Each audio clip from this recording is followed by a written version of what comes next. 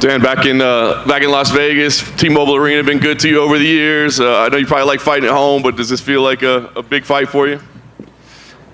Yeah, it definitely feels like a big fight. I've got to wait for the coffee to kick in. They could drag me out of bed, brought me down here. I just did Brett Okamoto. It was bloody rubbish. I didn't say anything interesting. The caffeine's yet to hit my brain. I can feel it kicking in. Should we give you a minute to just let it soak in? I think we're soaked in now. I think we're good to go now, boys. I'm fired up. Finally. I like it. Well, talk to me, Dan, because I know you necessarily haven't gotten the results necessarily in every fight lately, but you keep getting these big spots because the UFC knows you're going to deliver entertaining fights. I mean, does that still mean something to you to know that, hey, they're still putting me in spots like this? Like, it's definitely going to be an entertaining fight. Like, I think that's a fact. Yeah. I feel like this puts me. It's an opportunity to put myself back in the mix, and I think that's just. Like a little, like more so leeway than a lot of other guys, I feel like, because of the things that I've done for the company over the years. So it's like that backstory of the things that I've, the 20 fights that have got me to this point. So, you know, I don't think there's a lot of leeway yet, so I'm looking to get back in the mix. You talk about being back in the mix. I mean, is it important for you, for people to think of you as title contender versus just like, damn, that's Dan Hooker. We know when he goes out there, it's going to be a scrap, and we want to watch him fight, and it doesn't matter where the rankings are. That's why I'm fighting Jalen Turner. That's why I'm fighting the guy that's going to get me back into the top 10. I'm not fighting him for fun or for money. Like, there's plenty of other guys on the roster that I could be doing that for, or names across the decks that you could be doing that for. I'm fighting Jalen Turner, a very talented kid. To get myself back in that conversation, and a win over Jailin, especially an impressive performance, I think it does that. Nice. It seems like you're impressed with Jailin. I mean, what do you think of him as an opponent? You've obviously faced top-level competition. I mean, does he stack up with the guys that you faced before? Oh, 100%. There's a reason, like, a lot of guys were turning his name down. It seems to be the guys that always end up getting. So, yeah, it's because he's a dangerous opponent, obviously. Watched a lot of film. Like, he's got a lot of finishes on his record. I got a lot of finishes. Like, it'll be exciting. Right. Last thing for me, direction moving forward. It doesn't feel like you just want to be in exciting fights. You want to be in fights. It sounds like your direction is get me to the top of the ranks. Is that right? Is that where you feel you go from here, is back into the top of the rankings? Versus just let me get the most exciting fights possible? 1,000%. And that's like, that's a position I found myself in where it's like, do you want to be... It's like everything I ever asked for from the sport over the years, like I got, you know, like, man, I want to be a UFC fighter. Like, you get there and then you have to set like a new target. And you're like, man, I want to be in the rankings. Man, I want to be rich, you know. And you tick all of these things and you get them and you're like, oh, this sucks. Like, I want something else. I want more. So it's like, man, I want to be the champ. Like, that's the only reason I'm here.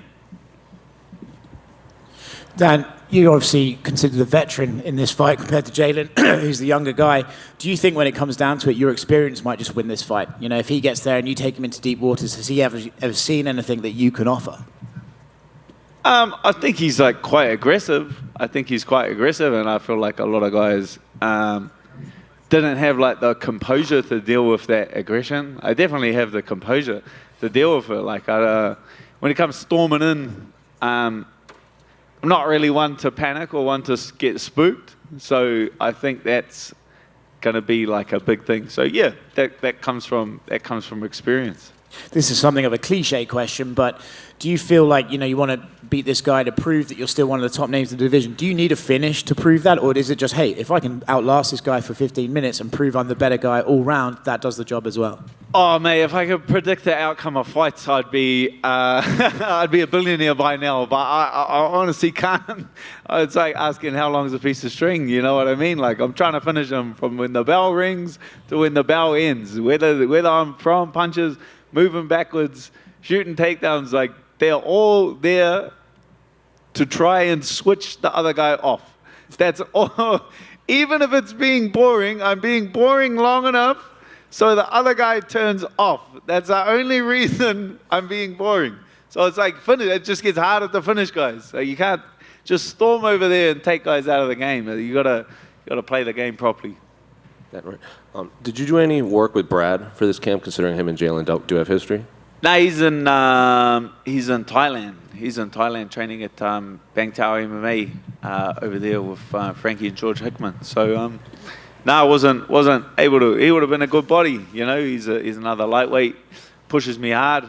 But yeah, it's mainly like our coaches have had time watching him, studying him, breaking him down, watching him, studying him. Like the first, I'm sick of seeing his face. Like I've watched so much, I've seen so much tape, and I've seen it so many times. Like this fight, it has to happen.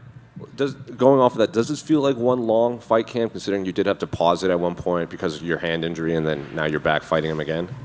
Yeah, kind of. Like, yeah, like you break your hand, but obviously, like you break your hand and you're not just sitting on the couch. Like it's not a fractured spine or anything like that, where you're bedridden or anything like that. I just had one hand. Like I've been in the gym using my other hand still. Oh, no, don't tell the New Zealand. They're paying me to sit at home. But yeah, I like training all through it. Like you just train around it. So it definitely has felt like just like a super long camp. Was there any reason for the colored hair? Nah, complete impulse decision, as a lot of my other decisions. Were the tattoos impulsive too? They were actually. So they were. Yeah, it was like after UFC Perth, and then I was heading back to New Zealand, a cyclone hit New Zealand. So then they cancelled my flight back. And so I like redirected it to the Gold Coast, and I went with my wife and daughter to the Gold Coast. And then I have a friend in the Gold Coast, and he was just like, hey, if you need anything while you're in town. You know what I mean? Like, and then I was like, yeah, we'll get a tattoo while I'm here. And then it ended up like 12 hours later, I got like half my back done. And I was like, oh man. Then I get back to New Zealand and I was like, oh, I want to get something, because I can't just have one tattoo. That'll look dumb, right? So I was like, I need another tattoo, balance it out, and then I'm done. I was like supposed to be a lot smaller. But then Rod, who did the tattoo back in New Zealand at Stain Skinny, like draws like all the way up and like all the way down. And I was like, oh, well, this is how we're going this way. So they were, yeah, was very unintentional, but I'm very happy with how it all turned out. Impulsive tattoos don't usually take up your entire back. Yeah, you'd think that. You would think that. But now I know I can get goaded into tattoos the same way like fights. Like you'd be like, oh, but you won't tattoo your whole chest, and I'll just be like, nah, I won't. It'd be like, how are the shins? What a wuss. And you're like, all right then, let's go, let's do it. How are the shins? Yeah. Yeah, you can. I definitely know why a lot of people don't have their feet and ankles tattooed. Like I was like, at no point was that all good. And final one for me. I'm glad I only have 2 legs. I don't have 4 legs. So. Final one for me. Saturday's also going to be Robbie Lawler's last fight. So I'm curious, like, what are some of your earliest memories of him, and do you have a favorite fight memory from his career? Favorite fight memory? I was there when Robbie fought Carlos Condit. Went 5 rounds of Carlos Condit in the absolute war. Obviously the McDonald fight, but man, massive Robbie Lawler fan. Like throughout the years, this will be. Oh, if he gets. I'm going to go berserk if he knocks him out, and then I have to walk out. I'm going to be like, that might get me in trouble. I might have to not watch the Robbie Lawler fight until after my fight. Dan, just one here for you. After the first fight with Jailin fell apart and he fought Gamrot, he was saying, he was going to be on to fight with you and didn't, want to fight you and would rather train with your team. Did you take any of that as like a slight? Nah, like that's fair. Like that's just that's how the number game works. It's like you beat a guy at number 7 or whatever Gamrot was at. It's like, why would you go back and fight number 12 or 13? Like that's and. No way do I take any of this stuff personally. You know what I mean? Like I don't get offended by any of that kind of carry on. Like he's been a super respectful guy. I've been respectful back to him. Like I think fans are just excited for the how we play out like technically. Would you welcome him down to New Zealand if you wanted to do that after the fight to train? Yeah, oh man, that's up to Eugene. Eugene's the running the ship. I'm not standing at the front door checking IDs or anything like that. I just that's Eugene. He's got to get it past the boss. Dan over here, right here, to your left. How's it going? How are you? I'm doing well. Do you feel like you're being disrespected at all going into this fight in terms of like the betting odds and maybe fans not really looking at who you're fighting? Like you're fighting nothing but top contenders for the most part. Nah, like I'm not. It like is what it is. We're in an incredibly honest sport. So after like recent results, these questions need to be asked. Like I'm not at all. I don't at all take like that stuff personally. I just know what I'm capable of. You know what I mean? So I'm excited to get out there on Saturday and just show it to everyone. Just share my capabilities with everyone. Like that's it. So it's not like if you just get stuck in like a negative thought cycle, you'll just go down and down and down. If I'm sitting at home like, everyone thinks I'm going to lose, so that means I'm going to lose. Like, well, I wouldn't be here right now. I know it was a couple months ago. I know after Alex's fight with Islam Makhachev, you made the comments about the IV. Are you still getting backlash for that on social media? I don't look at social media, Bubba. The spray and Smart man. Spray and walk away. Yeah, for sure. And just last one for me. Jailin had a really close fight with Gamrot in his last fight. Do you think he did enough to win? Should that have gone his way, do you think? Close. Like it comes down to judging. Obviously, with like the judging, it's like a difficult thing to really nail down. So I feel like, yeah, it's like it's how you're really looking at things. I feel like that fight could have gone either way. Dan, just over here, going off the back of that, do you see, when you watched his performance against Gamrot, was there any openings that you saw that you think you could perhaps capitalize on Saturday? Oh, it's a little bit different. Like it's a very different skill set and an incredibly different approach between like myself and Gamrot. Just like constantly shooting him for takedowns is not something that I'm well known for. A little bit like you can take away, but not too much, I don't think. And you've done some work with Craig Jones as well. Can you talk a little bit about that and how that's helped you? Yeah, no, that was really cool. The first half of this camp, we had Craig Jones, Israel brought him over to New Zealand. He come down, train with the boys at City Kickboxing. He was there every day, and it's quite funny because it's not really how Eugene had it going. He didn't really... It's not like we were doing jiu-jitsu. Everyone's like, oh, so you've been doing a lot of jiu-jitsu instead of a lot of striking. I'm like, nah, that's not really how Huge had it going. Like, we were doing our exact normal schedule and then like an hour and a half, 2 hours of jiu-jitsu on top of that every day. So it's like, for that first little bit, like, we were grinding it out. So it's been an incredible camp having Craig there for the first half of it and then to just really focus on... my own game and working with my coaches since he's been gone. It's been a great camp. And of course you want to stay in the win column this Saturday. How do you see yourself getting the job done? Again, if I knew, I would bet the house on myself through a shell company. But I don't, so I won't. And can I get a prediction for the main event? Volko. I think we got 40 Volk back. 40 Volk back. I think he closes the distance, buries his head in Yair's chest, and I think he's in a bit of trouble after that. And just last one for me, there's a BMF title fight coming up. I'm just curious your opinion on that with Dustin Poirier and Justin Gaethje. Oh, that's a mad fight. Like once I found out the BMFs for you get the pay-per-view points for BMF, I was all behind it, and that fight needs it because that fight will sell like crazy. Because if you have seen the first one, you definitely want to see the second one. I got that as a toss-up. I feel like that's like a true 50-50 fight. Like they're both equally as skilled. Thank you. Hey, Dan, back here. He made the comment earlier, the betting odds here and you being pretty big underdog here. You fought the who's who, in the division, and this is about as big of an underdog as you've been in quite some time besides the Islam fight. Like, do you relish this opportunity to play spoiler and kind of prove everybody wrong? To a point. It's not like a real... I don't know if you noticed, I don't really listen to other people as much as I should. So I like being the underdog, having little lines and minuses and pluses next to your name, like actually has zero impact on the like reality of the fight. Like that's not the reality of. I focus on what I'm focused on is the stuff that I've drilled with my coaches over the last few months. The technical analysis, like things that I focus on are things that I can control.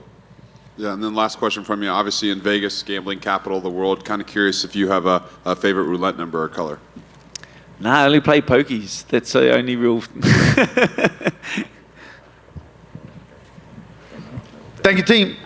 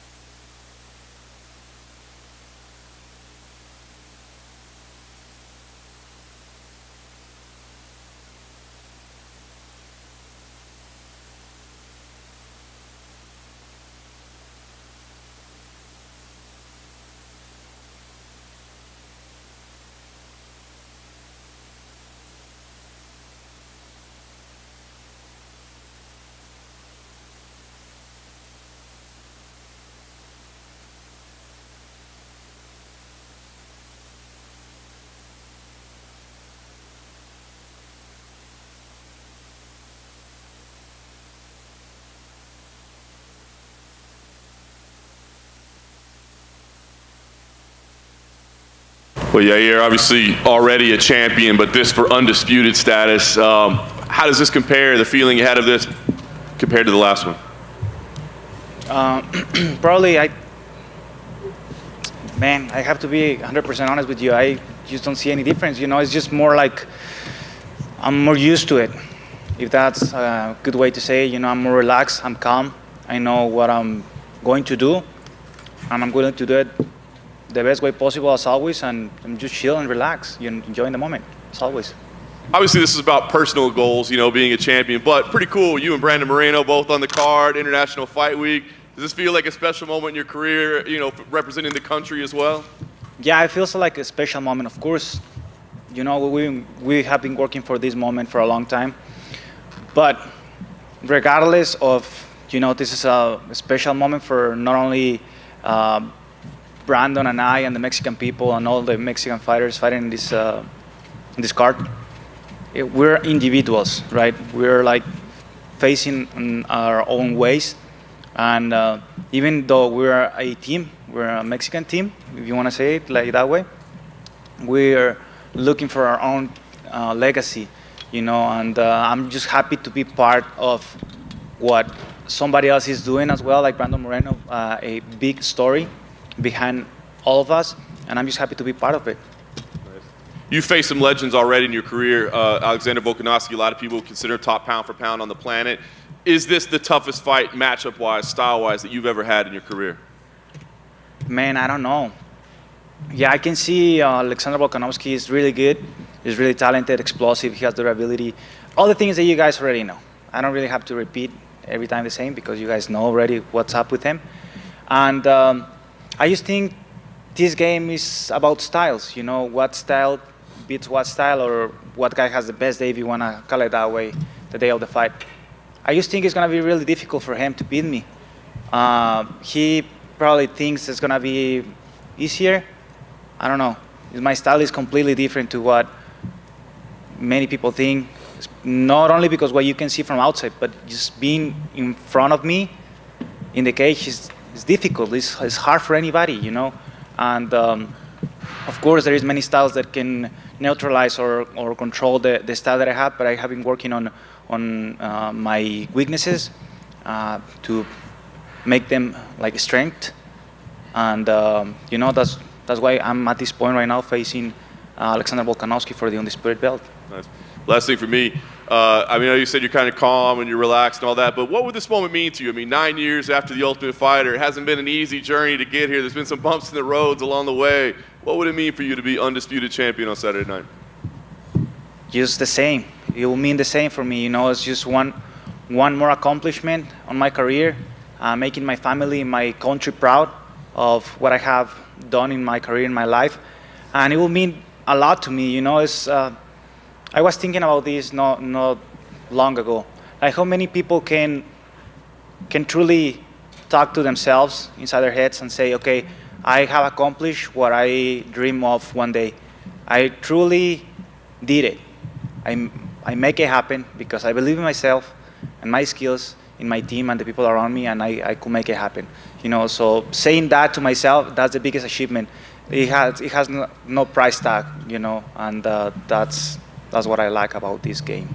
Jay, over here. You've been in the UFC for all of the iterations of featherweight champions with Aldo, Conor, Max, and now Volkanovski. There is a debate over who people think is the best featherweight champion of all time. So I'm curious, where do you rank Volkanovski compared to all the other featherweight champions of the past?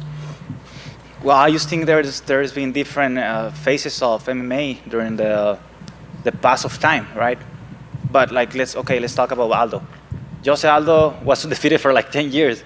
You know, until, something happened, Conor beat him. And then Conor was amazing, you know, in the 145-pound division, and he had great fights. And Max Holloway is another legend. So I couldn't put like a number 1, 2, 3, and 4 to those guys. I just think they're all amazing, and I'm happy to have faced 1, now 2, you know, and it's great for me to have these kind of opportunities. Outside of that second Max fight, all of Alex's featherweight fights haven't been especially close. Like, he's kind of dominated a lot of his opponents. So what do you think they're doing wrong when they enter the octagon with him? With Max? With Alex. Oh, with Alex? Yeah. Well, I don't really think they have many weaknesses as well. You know, I just think Alex is good. Alex is doing a great job. He's smart when fighting. He has durability, which is a really important thing when fighting. Because he can kind of keep the same pace for the 5 rounds, you know, which is something really important in this game. And he's able to figure out many of his opponents, you know, the style or the little mistakes they do, and he takes advantage of those situations, you know. I think that's why. I'm curious, what did you make of Ilia Toporia's performance against Josh Emmett in Jacksonville? Can you repeat that question? What did you make of Ilia's performance against Josh? Ilia Topuria, yeah. Oh, I think he did great. I think he, I don't know how many 5-rounders he had in the past. Only 1. Yeah, I just think he needs more, probably more experience. And that's it, you know, but he did amazing. You know, he did a great job. And I think he's going to get there one day. And final one for me, Saturday is going to be Robbie Lawler's last fight in the UFC. I'm curious, do you have an early memory of Robbie? Do you have any favorite fights of his from his career? Yeah, I was Robbie Lawler against this famous fight. I just forgot. Is it Rory? Yeah, Rory McDonald. That was a crazy fight, you know. They were all busted up, and yes, something memorable. I think that this Thursday they're gonna induct that fight to the Hall of Fame. So yeah, that fight. Yair, over here. Here? Oh, back. How's it going? So just to piggyback on a couple of questions that you got, next November will actually be 10 years with the company within the UFC. Doesn't it take the pressure off that you spent a majority of your career fighting the BJ Penns, the Frankie Edgars of the world, and this is just another day at the office? It's not like, I don't know, it's been a long time. It's not like I don't feel it. I feel it, of course, the feeling of the fighting and all this is there. But I used like my thoughts of like, oh, this guy is a legend. Oh, I'm gonna face Frankie Edgar or Korean Zombie or Max Holloway. That went away. I'm like, for me, it's just another human being in front of me, getting prepared for the same, and I'm excited to outperform them that night. Saturday. Exactly. And are you focused more on what you're going to do well as opposed to an answer for all the problems that he could bring in the cage? Is it just going in the cage, doing what you do well, just pretty much execution on your part, or yeah? Yeah, it's just execution, like you said. Of course, I have to focus on what he does, but I have to be more focused on what I do, my mistakes and rights, and I focus on that to get better, and starting in my mistakes in order for me to get a better version of myself, and that's what I have been doing. Awesome, thank you very much. Yair, aquí atrás, en español, aquí, gracias. Evento principal, semana de la International Fight Week, contra uno, si no el mejor, libra por libra. ¿Qué se siente para este sábado? ¿Cómo te sientes tú como peleador? A question in Spanish. The main event on Saturday against one of the best pound for pounds ever. How are you feeling? Me siento contento, estoy tranquilo, estoy a la vez emocionado, esperando solamente que mi gente llegue aquí, mi familia, están listos para apoyar, me imagino que están súper emocionados también. Y es eso, creo que en realidad me siento solo feliz y tranquilo, relajado. Sé qué es lo que tengo que hacer, sé la manera de ejecutar mi trabajo y lo voy a hacer de la mejor manera este sábado. ¿Tú crees que el hecho de que tú estés en el evento principal, que Brandon sea el coestelar, los dos por campeonato del mundo, los dos son campeones mundiales, ¿tú crees que este puede ser un momento definitivo en la historia de las artes marciales mixtas para tu país, para México, independientemente del resultado? The answer, first of all, calm, happy, very happy to be here, and also just waiting for I'm even emotional about this, and not just waiting for all my crew and my family to be here as well. A lot of emotions running high, but I think I'm prepared, ready to execute. As far as the question is concerned, do you feel that this, the fact that you're in an event with Brandon Moreno, does this mean even more for MMA in Mexico and for everything that's been going on lately? Muy bien, yo creo que este es el momento. Creo que ya estamos viviendo la realidad de las cosas, ya estamos viviendo esta nueva era. No es saber si todavía, no sé qué más estamos esperando, ¿no? O sea, ya estás viendo la realidad de las cosas. Los resultados ya están aquí. No hay que esperar más para ver qué más hay. Los resultados ya están. Ahora, lo que viene, lo que parte de aquí, ya va de sobra. Todo lo demás ya es sobra. Los resultados que vamos a venir forjando después de esto son añadiduras, si se le puede decir de esa manera, a lo que ya se ha logrado hasta ahorita. Pero ya estamos viviendo la era ahora es de nosotros. Estamos con 3 cinturones en México, viviendo la mejor faceta del MMA que ha existido en todo el tiempo, y yo creo que va a seguir siendo así por un buen rato. This is the moment for Mexico. I feel the moment is already here. I don't know what we're waiting for. I don't know what else we need to do. I mean, the results are here. Everything that the work has been put on, and everything else is just add-ons, if I can call it that way. Just stuff that comes in extra. The moment is there. We've done everything we could. I mean, we have 3 belts in Mexico. Everything else is just an add-on to everything that we're doing, and the moment is here. There's nothing else to wait. Yair, buenos días, acá atrás. Hay una presencia de nuevo en tu esquina, ¿no? En la pelea pasada, Mike Valle. ¿Cómo ha sido el volver a tener al coach Mike en la esquina en estas últimas peleas? Increíble. Perdón. Just a presence in your corner, having Mike with you in the corner. How does it feel to actually have that presence there? What does he bring to the table? Increíble. Se siente increíble el poder tener a mi coach que ha confiado en mí, ha tenido mi espalda desde el principio de mi carrera. Él sabe mis debilidades mejor que nadie y también mis fortalezas. Juntos hemos trabajado en fortalecer las debilidades que tengo como peleador, como persona, y no solamente eso, sino trabajar en todo lo espiritual y todo lo que conlleva ser un peleador, pero no solo eso, sino una gran persona también, que es en lo que estamos trabajando. Trabajamos en ser mejores, no solamente peleadores, sino seres humanos también, y me siento contento de que esté aquí conmigo.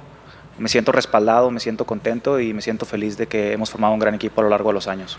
I'm very happy to have him here. Someone's got my back, someone that knows everything I've been through in my life and have been with me throughout my career, someone that knows me as a person, as a fighter.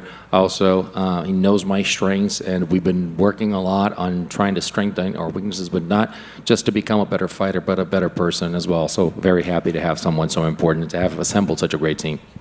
Yair, yo sé que están haciendo legados individuales, pero tú conociste a Brandon hace 10 años en Jackson Wink MMA, se hicieron buenos amigos, te hemos visto celebrarlo durante los años, lo hemos visto a él celebrarte durante los años. ¿Cómo se siente que en este momento tan importante pues sean ustedes dos, ¿no?, los que están compartiendo la cartelera de los amigos? You've known Brandon for 10 years. You guys you've celebrated. Obviously, you have individual accomplishments. You have celebrated his career. He has celebrated yours. But at this point, like, you're together here. How does it feel to actually be together and both of you sharing this card? Sí, antes que nada me gustaría expresar que Brandon Moreno para mí es una inspiración. Brandon Moreno para mí es una inspiración. Es el primero que pudo lograr unificar un título para México y de cierta manera me hizo abrir los ojos, ¿no? Aunque siempre he sabido que las cosas sí se pueden lograr. Después de que entré a la UFC empecé a ver que las cosas eran reales. Él fue el como que abrió todavía más mis ojos y me dijo, mira cabrón, aquí está unificado el título y ahora lo demás pues va de cada quien, ¿no? Entonces me siento orgulloso de que estamos teniendo una cartelera juntos, de que los dos estamos representando a México para unificar, bueno, en mi caso unificar mi cinturón y él mantener el suyo. Y no sé, es que en realidad con palabras no alcanzan las palabras para expresarte lo orgulloso, lo feliz que me siento de estar en una situación como esta. First of all, let me get this out of the way. Brandon Moreno is an inspiration to me. This is a guy that actually unified titles and the first one to bring it to Mexico.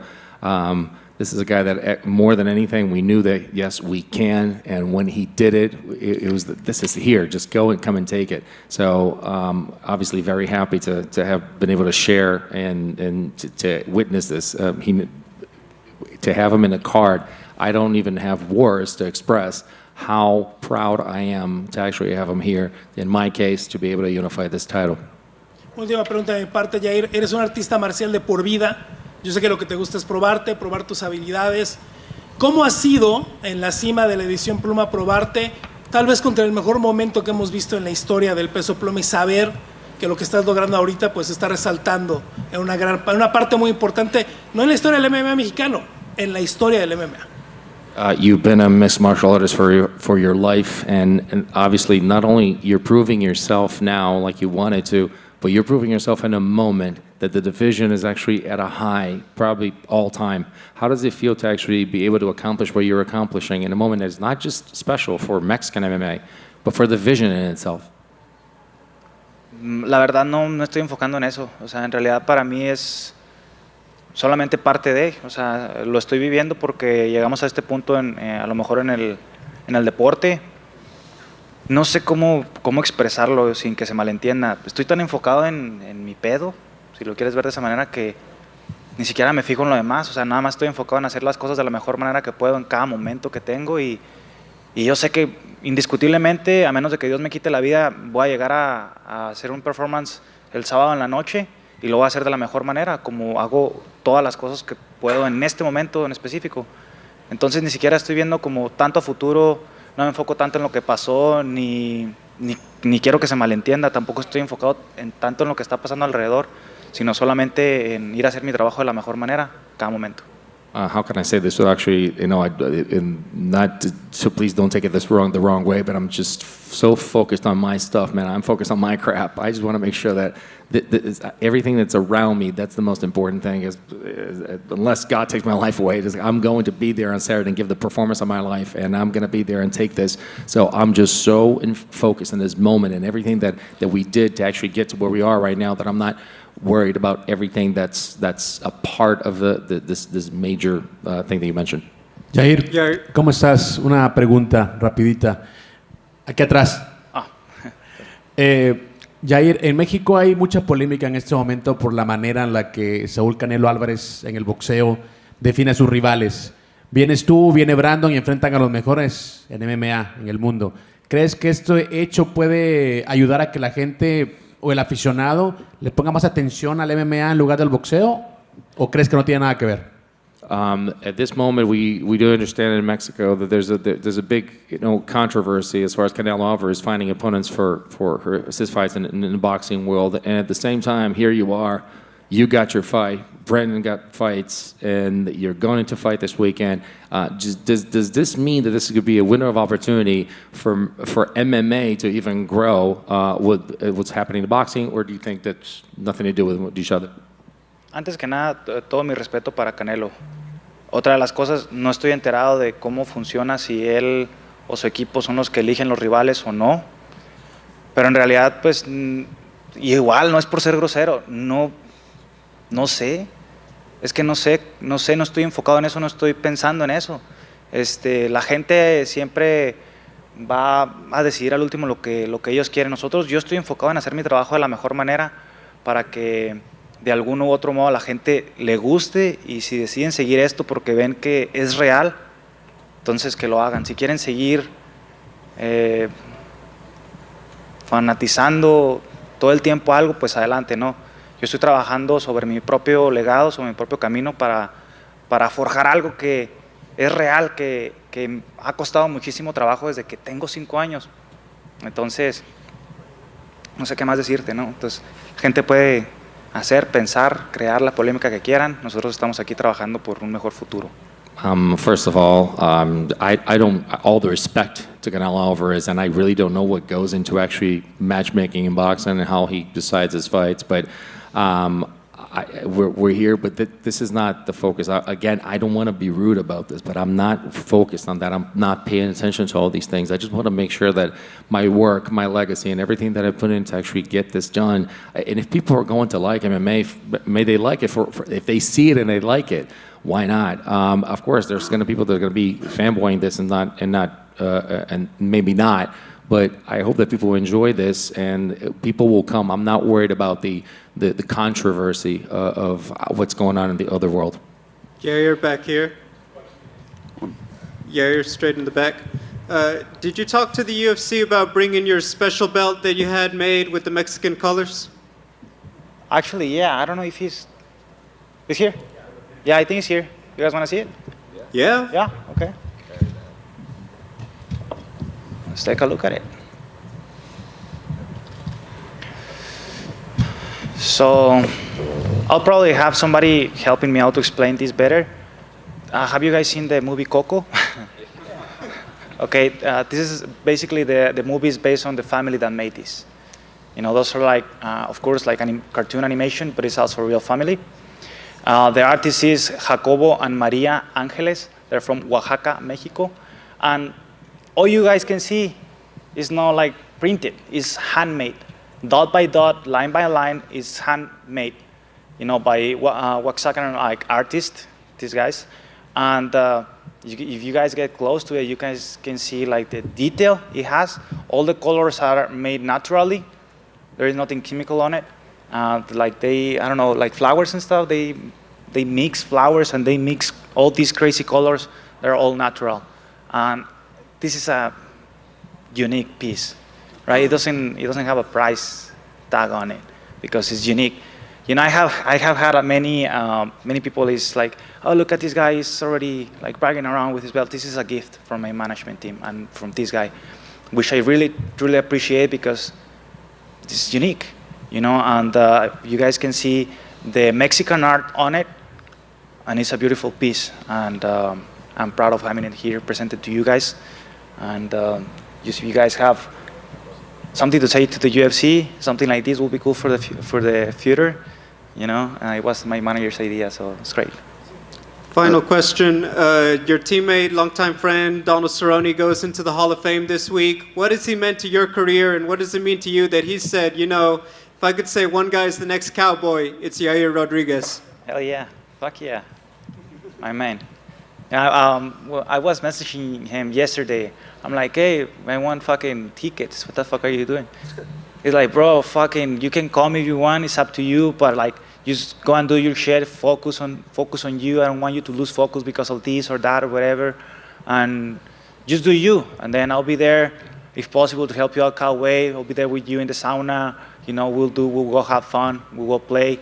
Just focus on yourself. And that's what I'll do. You know, he doesn't need me there in the Hall of Fame induction or anything like that. I understand that he will be busy. I'm busy doing everything that I have to do. And he knows I'm always going to be there for him. So one night, it doesn't going to make any difference. So I just love him. I wish him all the best. I congratulate him. And you guys will see. I have a good surprise for you guys Saturday. Yeah, you're over to your left here on the back. Quick question for you. You know, this is the second biggest underdog you've ever been in the UFC, and the only other time was your fight against Max Holloway. And I mean, that first round was one hell of a first round, and I don't think very many people saw that coming. Do you embrace this? Like, do you embrace this opportunity to play spoiler and people, at least the odds makers, betting against you there? Again, I don't put attention to none of that. Like, people can always think whatever they want. Like, at the end of the day, what's gonna talk is my results.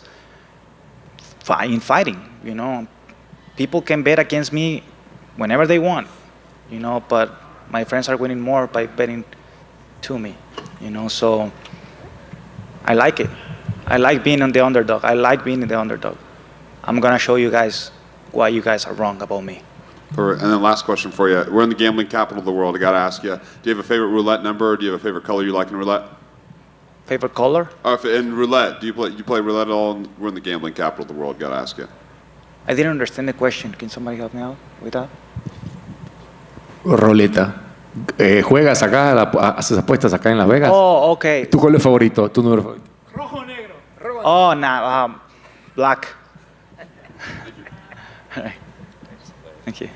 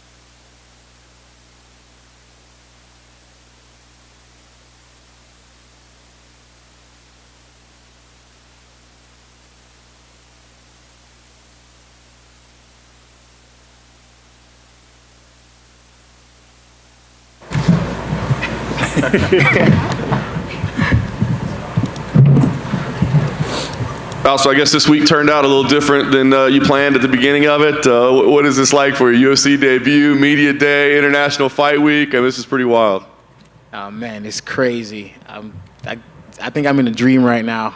But at the same time, this is what I work for, and this is why I put in all the hard work. So at the same time, I'm excited too. But it's like, oh man, it's like a dream. Absolutely. How did it all come together? What was the sequence of events that came together for you? Well, honestly, I was supposed to originally be on a Contender Series in August, and then a couple hours ago, I got a call saying that I have an opportunity to be on the main card fighting Bo Nickal. So I'm like, all right, let's go. I mean, you know, it couldn't get no better than that. I mean, I don't have to wait, you know what I'm saying, straight in, you know, into a debut fight versus one of the better guys, I guess, on the roster. So it's exciting. Like you said, everybody's trying to get here, right? When you get the opportunity, you're not going to turn it down. But it is against Bo Nickal, right? This mythical figure of Bo Nickal. I mean, did you have any conversation about that? Like, is this the right opportunity, or could we just hang around and wait for Contender Series? Oh, I didn't think twice about it. I was just like, let's go. You know what I'm saying? Either way, I'm gonna have to, you know, get in and find somebody tough anyway. So why not do it now? You know. You had a little bit of a layoff prior to this time, right? So what's been going on? Because it's, you know, this was a big opportunity for you, but there's been some time in between fights. I wouldn't say it's a layoff because I was training still, but I wasn't signed at the time. You know, ever since I got signed, that's where we got the ball moving. So ever since I got signed, we got the ball moving. But I wouldn't consider it as a layoff. I would say more like preparation, you know what I'm saying? Like, you know, training and then honing the skills, you know, as I go. Last thing for me, coming into this, as you said, I mean, you're here. It's the dream, right? But how do you look at this? Is this a no-lose situation? Like, if it doesn't go your way, we just did what we could do? Or do you feel like, no, I got to go in there and do something? No, I'm coming in to put on a show. Winning this fight is mandatory for me. There's no slack or nothing like that. This is not just a fight just because it's on short notice. I'm coming to fight. You know what I'm saying? I'm coming to put on a show. I'm coming to utilize my opportunity and maximize it to the fullest. Over here. We've heard from, like, in the past, fighters that have taken these short notice fights that sometimes it's a blessing in disguise for them because they don't dwell on it for like months and weeks at a time, especially ahead of their UFC debut. I'm curious what camp you fall in. Like, would you have preferred, like, I'm sure you would have preferred a full camp, but in terms of your UFC debut on International Fight Week on a main card pay-per-view, is it a blessing in disguise that you don't have to just dwell on this for weeks? Actually, yes, it's a blessing in disguise because when I heard I was on Contender, it was like way out, you know what I'm saying? And I'm still waiting. So it couldn't get any better than this, you know what I'm saying? 2 days notice. I mean, obviously I gotta do what I gotta do to, you know, be ready. But 2 days notice is nothing to me because I'm used to, like, pretty much my whole amateur career is built off short notice fight. And my last fight that I took in Orlando, it was a short notice fight. I took that fight the day of the weigh-in. So short notice fight don't really shake me, you know what I'm saying? Because at the end of the day, it's the opponent, and we're going to fight. Kind of going off of that, the UFC tends to like fighters that take these quick turnaround, these short notice fights. Are you going to be one of those guys, or are you going to be? Yeah, I'm going to be that guy. I'm going to be that guy to step in every time they need me. I'm curious, how much did you watch of Bo Nickal and his fight career and stuff? I saw him on the Contender Series. I know he was, he wasn't on my radar until a couple of days ago. But I know he's a good wrestler, Division I, I guess state champion, undefeated in MMA, so am I. And he's just like another fighter like me. So I'm ready to go. I'm ready to tussle with this guy. Last one for me. On this same card, it's Robbie Lawler's last fight ever. So I'm curious, like, you obviously a fight fan. Do you have a favorite memory of Robbie's career, a favorite fight of his? When I just started watching MMA, Robbie Lawler, he fought Nick Diaz. That was a good fight. That was a good fight. He fought, it was a bloody one. He fought, I think, Roy McDonald. Yeah, that was a bloody one. So, and then he won the welterweight championship. So I know who Robbie Lawler is. Yeah, so for him to go out like this and for me to be on a platform like this with him retiring, I mean, couldn't get me no better than that. You know, it's a dream come true. Val, in the back over here. Question for you. To your right. talking about the magnitude of this fight, it's your UFC debut, it's in International Fight Week, you're opening for the pay-per-view, all these things amount and start to stack up against one another. In your mind and in your preparation through the journey from where you started to where you are now, what do you think has built you and got you ready and poised for this moment? For my team, my coaches, from day one, my coach Jailin always tell me, so when you get there, just be patient. When you get there, it's gonna be everything gonna be going fast. So you just gotta take it in and then stay calm and then take it as you go. Enjoy the moment. So that's what I'm doing right now. It's a lot, but I'm just taking it for what it is and enjoy the moment, and because this is my moment. I earned it, so I'm enjoying it and living to the fullest. But damn, I can't wait to Saturday night. Speaking of that moment, elaborate a little bit more on the story of where you were when you got the call for the move up from the Contender Series and everything, and everything on that. Honestly, I just got off a long day of work. I came home, cooked my dinner, sat down, popped the Corona. I'm about to sit down. Next thing you know, Lance is calling me. He's like, "Hey, where you weight at?" I'm like, about 206, 211. He's like, well. Then he goes, do you want to, this opportunity for you, do you want to take it? It's against Bo Nickal. So I say, yeah, I'll take it. And he goes, confirm with your coach first. And then he was with it. So I'm like, all right, let's go. Let's run it. Next thing you know, a couple hours later, I was out here dropping away. And, because ever since, like I said, I haven't took a layoff. I've been training. I've been training consistently in camps. Not like as a fight camp, but like training, like keeping the body in shape, learning new things, taking classes and stuff like that.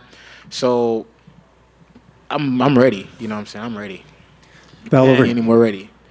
And talking a little bit about you being ready, I want you to talk about a little bit about your family. Like, what impact have they made along this journey and now being in this moment in the spotlight and everything happening so fast? Talk about their impact on you.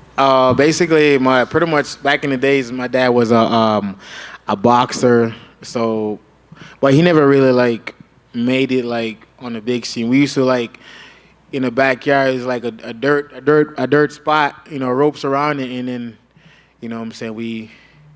I'm watching them going at it, I remember one time I never seen my dad took an ass whooping before, but I seen him took an ass whooping that day. He was just pouring water on his head. So I was like, damn, this is crazy. This man is crazy. So I really picked up on that as I go. I definitely got the drive from him and the aggression and the gladiator mentality. So that's why, I'm. Val over here. You mentioned work. What do you do for work outside of fighting? I used to work in a restaurant, but I quit that and opened my own landscaping company. So that's what I'm doing right now full time. So I can actually make my schedule to actually train and, put more time to my career. So that's what I do in the daytime. I go training, and when I get out of training, I go do landscaping, and I come home and do it every day, do it again. And with the getting called up to the UFC, does that change things for you in terms of work? Are you going to still keep doing that? Oh, no, that doesn't change anything for me. I have a crew back home taking care of everything. Being on this platform doesn't change anything. I still want to grow my business and, hire people in and, feed families and change life still. Ain't nothing changed. I'm just where I wanted to be. That's all. And I saw a lot of fighters on social media kind of giving you a shout-out, supporting you. I saw Ode Osborne, Chris Curtis. What does that mean to you to have so many other fighters kind of rooting for you this weekend? I mean, those guys are like family. You know what I'm saying? I have a relationship with those family. I train with those guys, been in the same spot with those guys. So we have a relationship, and I feel like we have a good connection, and those guys are really supportive. Ever since I came to Vegas, they've been really supportive, and that's really a big because, coming out here, you know what I'm saying, not from, this is not my hometown, what I'm saying? I'm just out here. Pretty much I'm in the big old ocean right now, you know what I'm saying? So that's really good to get those support from those guys. It means a lot. And just last one for me, I know you kind of talked a little bit about before, but you kind of feel like you're playing a bit with house money here. You get the call up, a lot of people counting you out. Bo's supposed to be this, phenom, and here you are looking to spoil the party. Talk a bit about that and just sort of the mentality going on. I'm definitely going to be the bad apple Saturday night. I'm definitely going to be that guy. I'm known for that. Pretty much, I'm known for ruining this guy's careers. Not career, but records and stuff. I'm known for that. I'm known for the upset. And I love being the underdog because I thrive off of that. You know what I'm saying? after the fight, I want people come up to me, hey, you good job, you know what I'm saying? You did a good job, you know, we was counting you out, you came through, you know what I'm saying? You did your thing, you know what I'm saying? I'm coming out there to show them that I'm a dog. They will see. Val, over here to your left in the back. On that same note, you know, just talking, I mean, plus 1,200 is about as big of an underdog as it gets in the UFC, man. Like, you know, how you feeling? Your first time up, stepping up, have the chance to play as big of a spoiler as it gets. I mean, 12 plus 1,200 don't mean nothing. That's what they predict. The UFC fight is not script. It's about to be live, so we'll see. Perfect. And then last question for you. In the gambling capital of the world, I got to ask you, you got a favorite roulette number or color? Blue. Over here, back here. How's it feel that, and by the way, because you mentioned that you took short notice fights throughout your career, is it because you've been in such a prominent division in the UFC with such a rich history with like the Anderson Silvas and the Chris Weidmans? Is that the reason why? Because you always have that talent in the back of your head that you're so comfortable saying, hey, yeah, my first fight, I'll take a Bo Nickal fight? I would say not really, but I'm the type of guy, like, once I start something, I'm consistent with it. You know what I'm saying? So being an MMA fighter, my whole 6 years of fighting, I've always been ready. You know what I'm saying? I've always been ready. Like, you call me, like, I'm ready. You know what I'm saying? My second amateur fight, I took a fight within, like, same thing, made weight, cut 20 pounds, you know, made weight and won that fight. You know what I'm saying? So it's all about the mindset. It's all about what you want. You know what I'm saying? It's all about how hungry you are. It's all about how bad you want it. You know what I'm saying? And it all comes down to, you know, excuses. I don't make excuses for myself. If I got to do it, I got to just do it, you know, and get it over with. So I feel like that's what makes me different. In your first fight, you could potentially shock the world and derail the Bo Nickal hype train, and also have the most popular landscaping company in the world. I mean, win-win. I'm gonna shock the world. Shock the world. Yes, sir. I'm gonna look him in his eyes after that. I'm gonna say, hey, thanks for the opportunity, but I'm the better man today. That's what I'm saying. I wanted more than you. That's it. All right.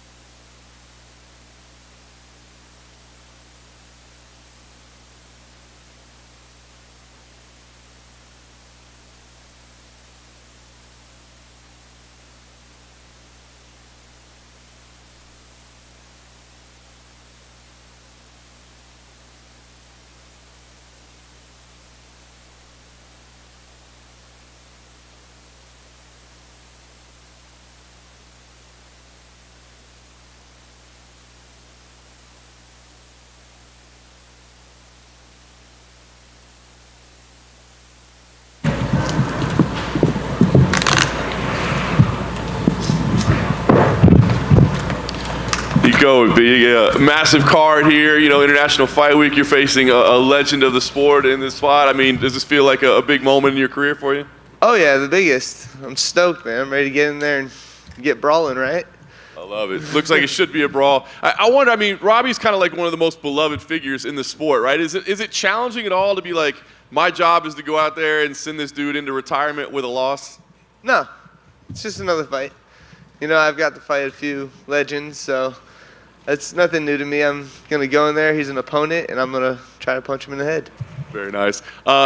Prepared in Wisconsin this time, is that right? What was due to the change-up, and how did that all come together? Well, the opportunity just occurred to go train over there with Duke and with Ben Askren and a couple other high-level fighters, and it was dope, man. I got to get a lot of sparring in with a good southpaw, Jordan Newman, and then I got to wrestle with Ben, got to work a lot of striking with Duke.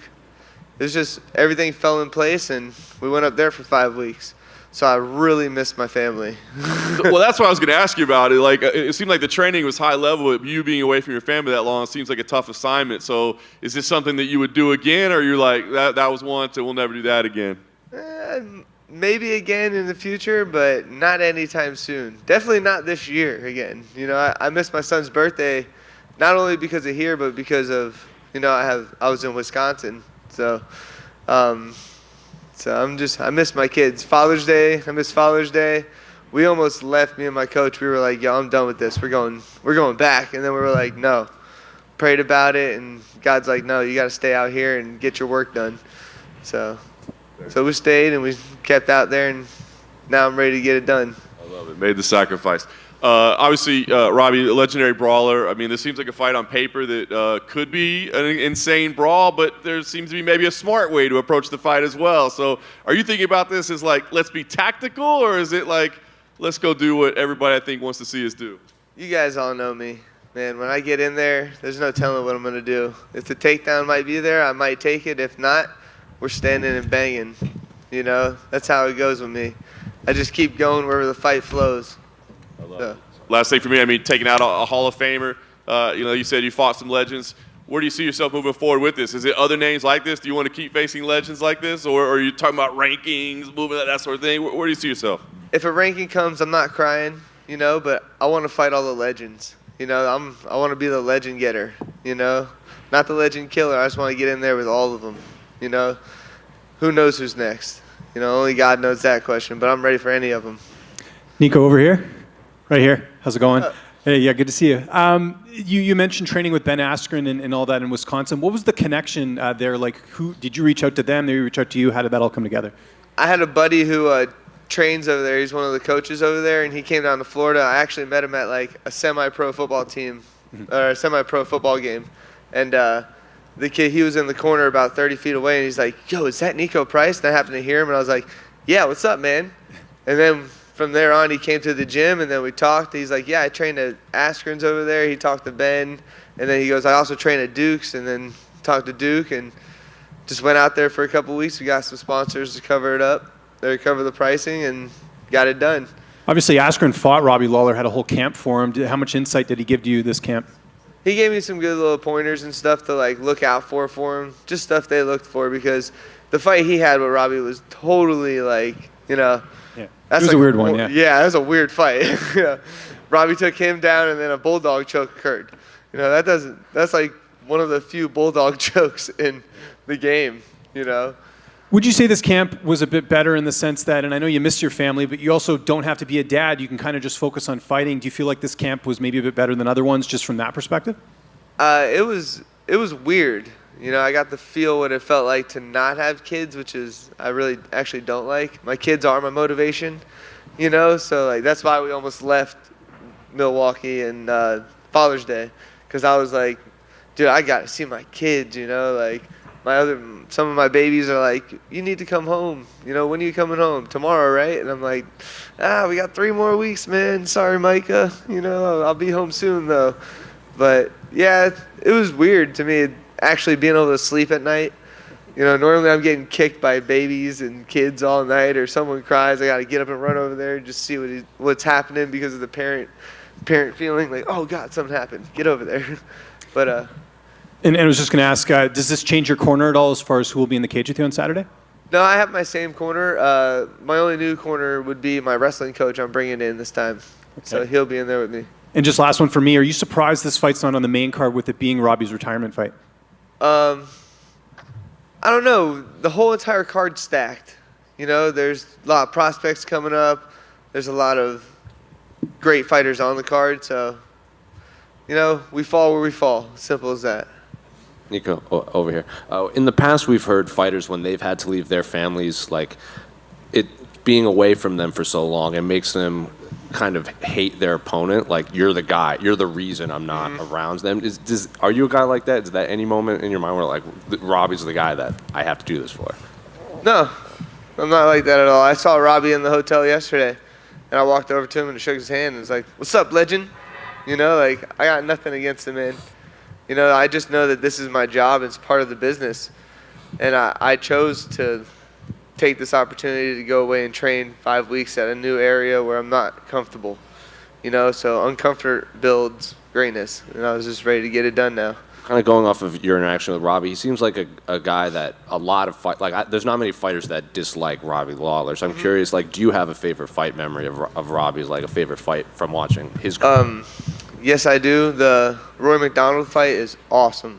You know, that's just a fight of two warriors not quitting, and then Robbie screaming at someone with 3 lips.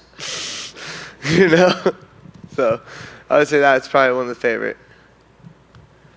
Just over here. Just going off the back of that, do you have any other memories or any other words to say about Robbie and his career, perhaps? To me, he's a legend, man. He's had the belt, defended the belt in spectacular fashion. He's just been in the sport for over 20 years.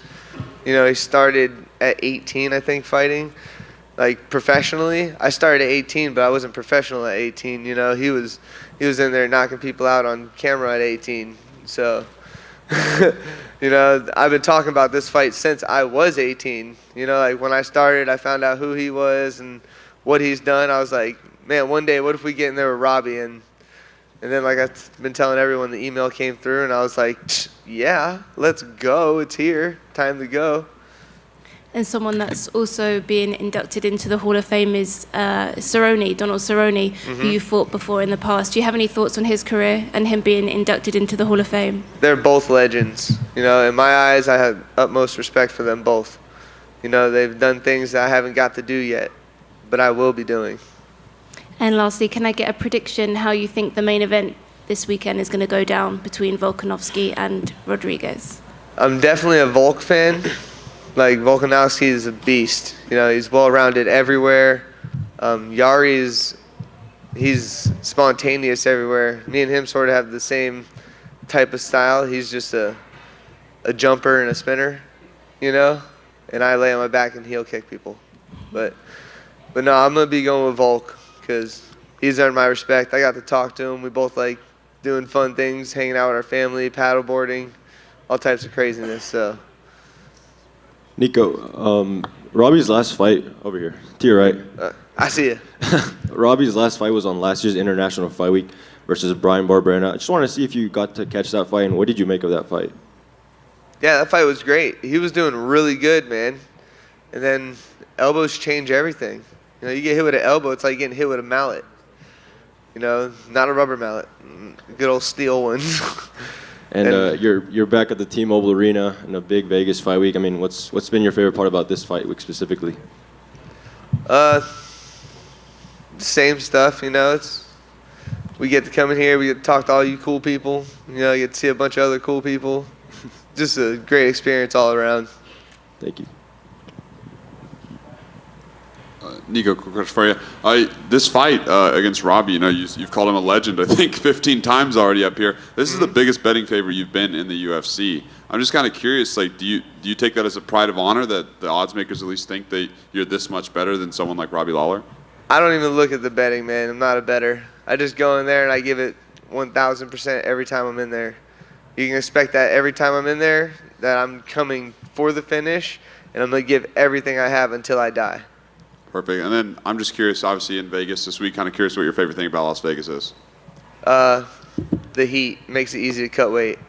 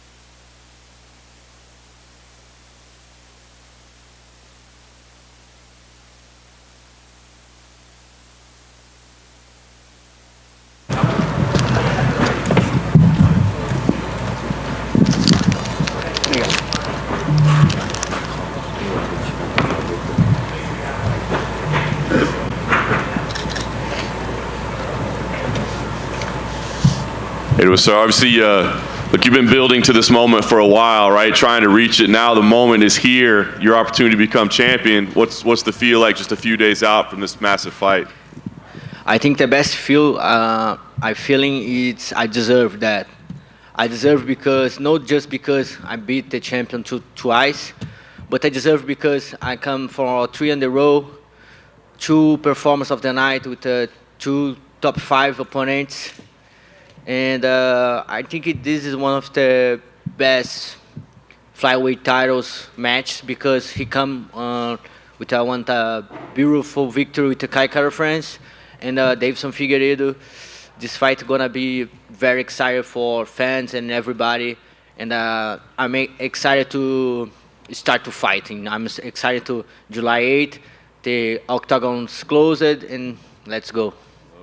You mentioned the 2 victories that you have over him. How relevant are those fights, right? It's been 5 years since the last one, but mentally speaking, knowing that you've beat him, or maybe tactically, you've been in there with him, how relevant are those fights to this one? Really, this is nothing to me. That's a different opponent for me. And one thing is, I'm excited to see how much me and Moreno involve. Everybody talking about how much he involved about his last fight with me, and that's what I want to see, because I'm training America Top Team for 5 years. I never leave of the gym. I'm training a lot, and I'm involved a lot, and I want to see how much I'm involved with one guy I fight before. That's a good interest for me, and maybe that's some more energy for Moreno because he lose to me twice. And maybe he's keeping this in his head.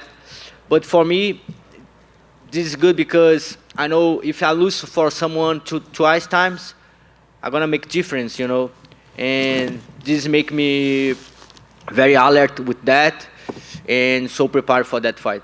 Nice. And you mentioned your evolution. You've been building here for a while, but your last couple of performances were your most impressive. What clicked or what changed that was the key to these great performances in your last few fights? Obvious, America Top Team is a huge difference. Barrumpa in my corner, Luciano Macarrão, my striker coach, and all the coaches in America Top Team. I like to say that because it's a big gym, big family there. A lot of good training partners. A lot of guys come and leave of the gym, and I'm stay training. But I think one point is when I moved to Florida, and sometimes I don't have my family with my side, and I can bring my family close to me. And now I'm the father, and I'm the guy of the proof of the house, what side of my wife and my 2 kids. I think when you live with your family, husband, wife, 2 kids, I think this make me more confidence. This make me more like I'm growing in my head. I think my mind every time is good, but now I'm of the man of the house, and I feel this point. I feel like so ready. I feel very confident for that. I think maybe this is the thing I have. And I want to use all in the fight. Last thing for me, 7 years since The Ultimate Fighter, you've been on this journey. You talk about your family, all those things. What would it mean for you on Saturday night to be undisputed UFC champion? I think that word I deserve fight for the belt, And that's nice fight with Moreno, one guy what I respect a lot. One of the guys learn a lot with when he's lose. And one of the guy in the tough, he's a number 16, this the underdog guy. And when I fight with him in the tough, people think about maybe Pantoja is not good enough, But now everybody can see the first fight of tough 24, both guys gonna fight for the belt, That's very special for me, for Moreno, I think for all the guys for the tough. This is a very special moment. Pantoja, over here, other side. I'm curious, when you look at that fight against Brandon and on The Ultimate Fighter, when you're around him, what's the biggest difference you see in his skill set and his game from then to now? That's a good question. A lot of people talking about how much Moreno involved, and his striking is much better now. He's have a boxing Mexican style, but I think his mind is the big difference, you know. The mind bringing his to the belt, bringing his to the champion. I think that's point, his mind, that's more evolved. I can see that. When you watch that fight, what do you see in yourself then compared to now, like skill-wise? I feel more confidence in the cage, you know, in the octagon. One of my coaches, Luciano Macarrão, he can control all my aggressive. I'm a very aggressive fighter. I like to put that in the cage. I like to put my opponent to feel that. But now I can control more that, you know. I can use when I want. I'm curious what you make of the rest of the flyweight division right now, because Amir Albazi, Brandon Royval, like a lot of Muhammad Mahayev are making a lot of noise below you. So how do you view the rest of the rankings right now? I like a lot. Very good fighters, and make very good shows. You know, when you see Matt Danger fight with Sun, one of the best fighters I saw. You know, you have Kai Kara France, one have very powerful guy, Manel Capi. I respect Amir, very good fighter, but he just fight with Kai this only top 10 he's fighting. He's a good fighter, but I think he need to prove more. You know, like Mohamed Mokaev, very good fight too. But I see, you know, you have Manel Capi, for me, one of the best guys in the division. Kai Kara France, you have Rival, and very interesting fights, you know. And I'm very happy for all these names in the division. And I look to take the belt and keep my belt, you know. I want to fight all division. Then last one for me, Saturday is going to be Robbie Lawler's last fight, and then he's going to retire. So I'm curious, do you have a favorite memory of Robbie Lawler, a favorite fight from his career? No. Over here. Just right over here.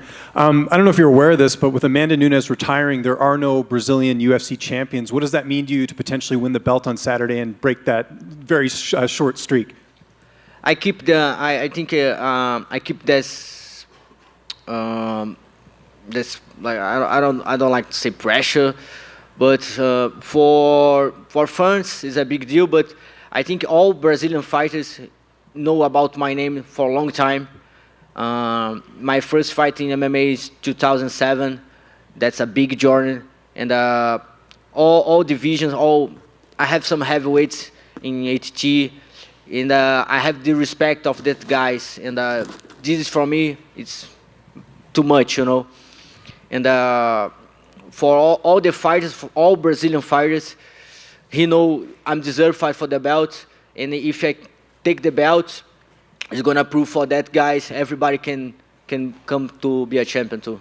How frustrating have these last few years been with Moreno fighting Davis and Figueiredo over and over again, and it seemed like things were tied up, and you have these 2 wins over him. Like, was it a very frustrating period for you? No, I don't look like that. You know, you have you can see for 2 windows on your life, sad or happiness, you know. And I feel happy for Moreno. He's a very good fighter. He's have beautiful family. I respect that. And I'm fighting with this guy 2 times, you know. I'm happy for him. Of course, when I fight with Breno Rival and say I'm the next fight for the belt, and I need to make my surgery, 6 months off, and I need to say no to fight for the belt. I think everything past that for this moment right now, I feel so relaxed and confident, and feel I'm deserve fight for the belt. And then I don't feel pressure for fight now. And just last one from me, train at a great gym, an American Top Team, a lot of fighters in that gym. Was there anyone you mainly worked with for this camp in preparation for Brandon? I work for all the gym. My coach know how good I am, and then he's put all guys for training with me. And I talk with one of my friends, Adriano Moraes. I think I lose just maybe 2 rounds in 15 rounds I do it. And I have so special names, Kyoji Riguchi. I learn a lot with this Japanese samurai. He's giving me some good mentality. I work a lot with Jussier Formiga. He's one of my good partners too. And have some names UFC don't know, people don't know, but after my victory, I want to put that guys in evidence, like a Victor Diaz, Paulo Macedo, a lot of names, guys real good and deserve come to the UFC too. Just over here, Pantoja. Hello. You said that Moreno might be keeping those losses in his head. Do you think that will have, the history between you two will have any mental effect on him on Saturday? Oh, of course, but I think for a good point, I think I talking about his mindset is very different now. I think his champion mindset, he gonna use that in the fight, He don't want to lose again. And I think because I think about that, he's gonna that's some prepared to me too, I know he don't want to lose more for me, but I'm here. I'm a better fighter when I fight him in 2018, and I think that's a good thing to that fight, to make this fight more aggressive, more interesting for all the fans. And like you said, he doesn't want to lose to you again, so he's going to be extra motivated to get back those losses on Saturday. What kind of performance are you going to be expecting from him? I'm expecting the best Moreno. I'm training for... Moreno have a lot of fans, and all these fans come to my Instagram and say, he's a different fighter, he's a prime Moreno, and I'm fighting for that. I'm fighting to fight with the best guys. I think that's the big opportunity to me, fight with the best guys. I'm here for that, fight with the best, and I really want to fight with the prime Moreno, with his best skills, with his mindset different. I want that fight. I really want that fight. I really want to go to the July 8th and see him in the cross of the octagon and make it the best fight ever for all the fans. And you've said how much a win would mean to you. How do you see yourself getting the job done on Saturday? I can see a lot of aggressive in that octagon, a lot of motivation for me and for him, I want that belt. He want to keep the belt. 5 rounds, that's gonna be a big show for all the fans, and I can say that's gonna be the fight of the night. And lastly from me, just a prediction on the main event between Alexandre Volkanovski and Yair Rodriguez. Yeah, Alex has same name, so maybe it's the night for Alex. Thank you. Pantoja in the back right over here. Alexandre, ¿podemos hablar un poquito de Portuñol, por favor? Claro. Gracias. ¿Cuán complicado o cuán fácil es pelear con alguien al que le has ganado 2 veces, pero a la misma vez ese alguien es el campeón y tiene algo que tú quieres? ¿Cuán complicado o cuán fácil es estar en tu posición ahora mismo? Me sinto muito motivado para essa peleia. Gosto muito de Moreno, é um bom peleador, peleia como eu gosto, não é um peleador que procura agarrar o adversário, ele peleia para frente. Gosto muito de o estilo de luta, pero venho de muito longe para esta luta. Trabalhei muito para chegar aqui e tenho certeza que vou sair com a vitória. Él ha mejorado mucho, tú dijiste que él ha mejorado mucho. ¿Tú sientes que él puede ser superior a ti en algo, en grappling, wrestling, striking? ¿Tú ves algo que tú digas, bueno, es verdad que él es tan bueno en esto, o tú te sientes superior a él básicamente en todas las esferas de MMA? Talvez em montar Lego, fora isso não vejo. ¿Mentalmente estás listo para ganar? ¿Es tu momento? ¿Es tu consagración el sábado? Estou muito pronto, muito listo. Muito obrigado. Gracias. Suerte. Thank you. Hey, over here. Quick question for you. You've beaten Brandon twice already. In this upcoming fight, the odds makers still have you as an underdog. I'm kind of just curious, how does that make you feel? You've beaten the guy, you've proven it twice. The odds makers still betting against you. I don't know. This is a good question. Maybe it's that good for you make some money with me, but he's a champion, I don't know. really this is nothing to me. I just come to prove to everybody, especially to Moreno, when I fight with him, he don't can beat me. That's it. Thank you, guys.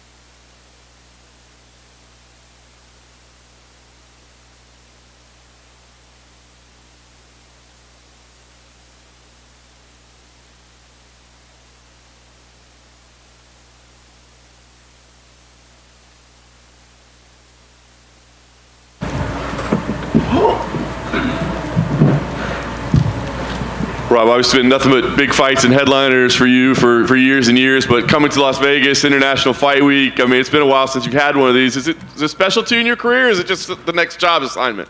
No, definitely. When the fight fell through in February, I wanted to fight on Fight Week. I was like, if we have to put, a fight together, make it on Fight Week, because it's a special week. It's a special week for the sport, and I guess nostalgic in some way. Yeah. And quite the crew from the Australia, New Zealand area. I mean, I wonder if there's a sense of pride. I mean, you've kind of been the leader of that charge for a while. Now there's this massive crew of you. Does it mean something to you to have this representation here? Yeah, definitely. I'm proud of the impact that I've had on the sport, especially in Australia. But it's like having a slice of home.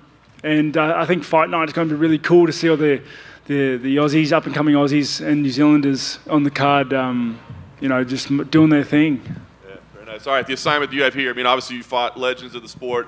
Where does Dricus stack up? I mean, do you see him as on the level of the athletes that you've been fighting? Definitely. He's the most dangerous fight to date. And that's because he's the one that's unwritten. Everything in hindsight's easy, right? But, he's the unknown. And I understand the dangers that he presents, because not only is he well-rounded and an athlete, and he, physically, he's a big guy. He's not a small fella. He has nothing to lose. Everyone's already washed him. He's the underdog in this fight. And tell me something more dangerous than a man with nothing to lose, everything to gain. And to show respect for that level of danger that he's brought. I have trained like a madman for the last 14 weeks. And may the best man win. He's going to get the best version of myself come the weekend. Is it difficult for you to accept assignments like that? Because like you said, I mean, he's got everything to gain, nothing to lose. I mean, when you would figure out the other side of that equation, is it difficult for you to step into fights like that, given all that you've already done in your career? Mate, that's the business. That's the business. If you're not up and coming, you're stopping the up and comers, aren't you? So, it's just part of the gig. Nice. Last thing for me, clearly can't look past Saturday night, but I think everybody's looking towards Australia in 9 weeks. Is that even a consideration to you that, a win here, maybe I could be in a championship matchup in 2 months? Or, I know you like time with the family, and, is that even a consideration in your eye? I'd like to fight in Sydney. It's one of those things. But, my calendar doesn't go past the weekend right now. Nothing matters past the weekend. Just got to get past this obstacle first.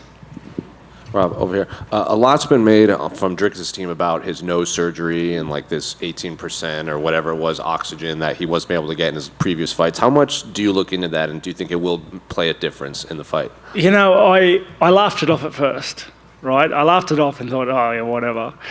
But then I got like a stuffy nose and went to training, and it was tiring, man. Like, it couldn't get any. So maybe there's some truth to that. Regardless, I didn't train the last 14 weeks for one round. I didn't train not to expect him to come out like a racehorse. So I'm not too worried. I don't expect him to gas. You know, it's just setting myself up for failure. And I feel like in entering his most recent fights, a lot of people expect his opponent to kind of use Dricus as the launching pads. Like they're writing Dricus off before, and he just keeps proving people wrong. Why do you think all of these pundits and fans kind of haven't viewed him as this potential contender throughout his career? You see, I don't understand anybody who underestimates their opponents. Mate, we're in the fight game. We're in the best company in the world with the best fighters in the world. I don't understand where you think every single one of those guys in the division isn't going to knock your block off if you aren't ready. It just seems a little silly. He's the guy that if you underestimate, he's going to run over you. Especially with his greatest strength, which is I think his resilience, because he's been so close to defeat multiple times, yet somehow scraped victory. It's a scary trait to have. Were you surprised that they gave you Dricus? Because a lot of people just assumed that they might try to make the Israel fight because they were kind of going back and forth, and you had already fought Israel twice, and maybe they didn't want you to knock off a future contender. Were you surprised that they gave you Dricus? No, I asked if it was free. After February fell through, the bank account's looking a little slim, so yeah, let's get busy. And last one for me, Saturday is also going to be Robbie Lawler's last fight, and then he's going to retire. I'm curious if you have a favorite memory from Robbie's career or favorite fight. Mate, he's an absolute legend. When I was a welterweight, I remember watching him, and I remember saying to myself, like, screw fighting that guy. Like, because he's just so malicious. He becomes like soulless when he's fighting, and like you can tell he would bite you if he could. Like, and that was an intimidating dude. So he's had an outstanding career, and I am privileged to be able to be on his last fight card. Rob, over here. We had a big middleweight fight last week with Sean Strickland and Abus Magomedov. Did you happen to watch it, and if so, what did you think of the result? I did, and I thought that was an outstanding performance by Strickland. I thought he just went out there, stuck to his guns, and just probably his best performance to date. Unreal. What do you make of some of the matchmaking in your division? It looks like they're trying to push new contenders like Abus fighting Strickland. We've got Interim fighting Paulo Costa. Do you think that's good, or do you think some of these guys are kind of getting a little bit fast-tracked? No, it's good. That's the UFC. That's the game. That's the division. It's rife with opportunity. All you need to do is just reach for it and make sure you're prepared. I think introducing new blood's always good. It keeps things interesting, keeps you on your toes, you know. And again, you're getting a 3-round fight here. I know you've had that last couple, but does the preparation change at all for the fact that it's not 5 rounds? Yeah, certainly. It's the work is just as hard, but the pacing is different. You know, you're preparing to get the most out of 3 rounds, with the 3rd round being as good as the first. It's different if you're preparing for 5 rounds and the 5th round being as good as your first. Okay, it's just a different pacing, different regime. And just last one for me, another big fight that took place a couple weeks ago of 2 opponents you fought, Jared Cannonier and Marvin Vettori. What did you think of Jared's victory over him? It was a pretty dominant performance. Yeah, another stellar fight, mate. Unreal performance by Cannonier. Did his thing. Got a bit hairy there in the first round, but he pulled through. He wore out Vettori and gave him a pretty good beating. Vettori, I don't know, tough guy. Just couldn't get his timing. Couldn't get into his mojo in that fight. So yeah, have to wait and see how he turns it around. Hey Rob, you've obviously been the face of Australian MMA for so long in the UFC, right? Is it refreshing to have some new guys, carry that mantle, like Jack Della, and obviously Alex is pound for pound #1 right now? Like, is it just refreshing to have Australia be the new blood right now? I wouldn't say that word refreshing. I think it's great that Australian athletes, and especially Australian mixed martial artists, are just we're everywhere now. We're at the highest level of just about every division, and it is great to see. You know, it is great to see. It's great to see it because the growth, it only affects the growth of the sport in Australia, which opens doors of opportunity for all the up-and-coming athletes that want to make, you know, a full-time gig at this. And yeah, like the question earlier, there's also a slice of home on just about every card now. So it's cool. It's really cool. I mean, how has it been like, you know, sitting back knowing that there's talent coming from Australia, but it was slow. It was slow to get here. Yeah, but you're making it sound like it was like a job of mine to wave the flag. I was a flag carrier.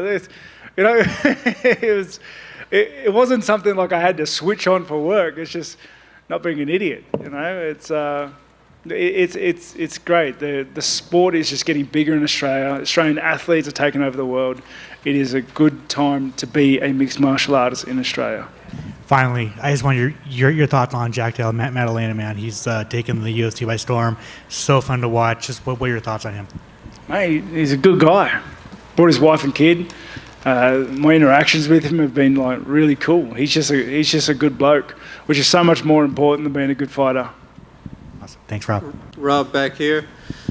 Rob, when you look at the middleweight division, you see contenders move up and down, and you're still that guy really at the top of the division outside the belt holder.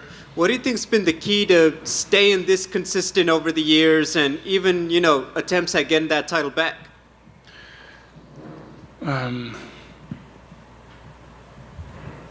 Mate, firstly, I don't really look at the rankings.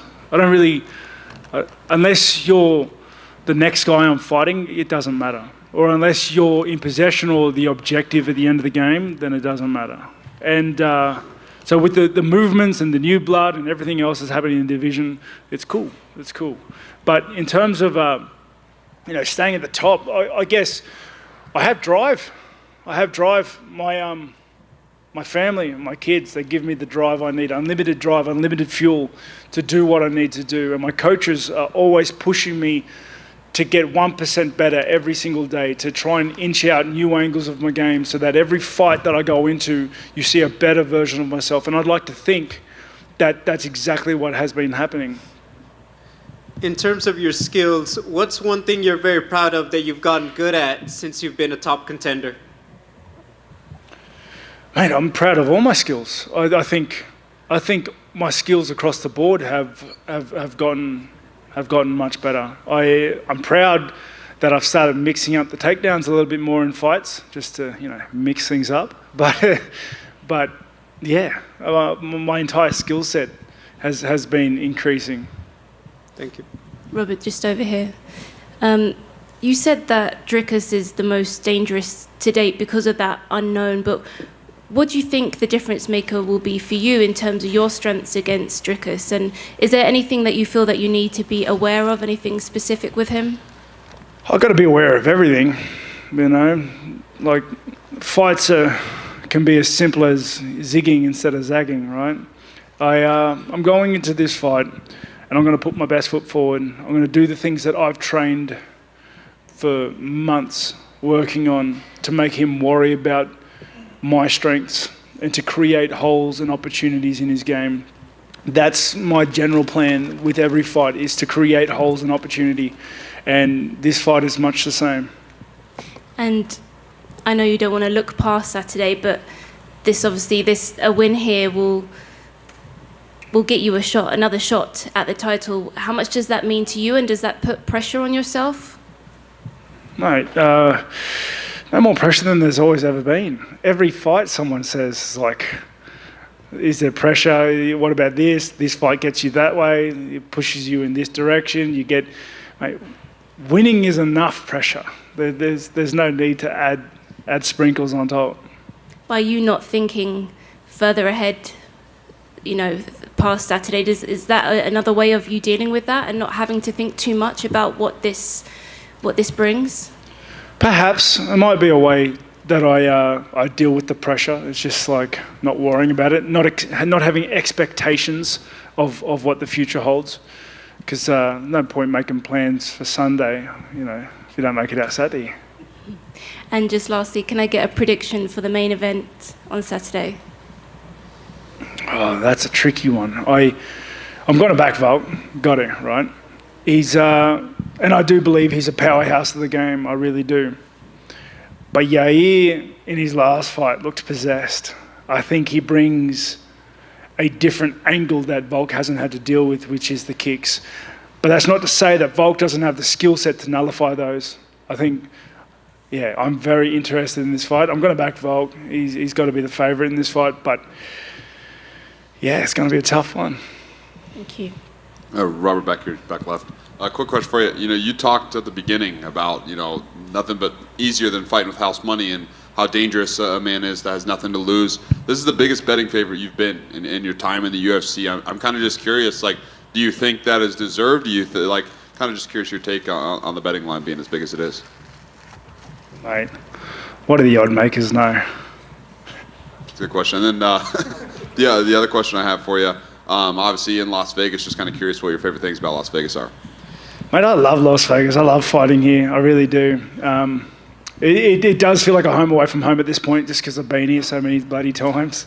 I love the Strip. There's always someone up. It's good to look out the window and to see the people walking around, the lights on. I don't know, it's a good feeling. Yeah. And any favorite table games to scrabble into sometimes?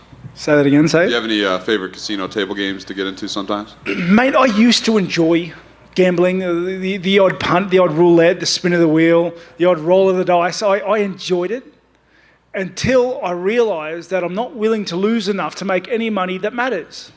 And then all the fun went away. I don't know what it was. So anybody listening that has a problem or just loses $200 here or there, yeah, think about it. It's a good PSA, thank you. Robert, got one for you, the back right. In your assessment of watching Dricus, what do you feel has made him so successful? His resilience and his ability to not quit. He's an athlete, he's talented, he's got a very well-rounded skill set. And the fact that he doesn't quit is dangerous. It's dangerous. It'll beat a lot of guys that do.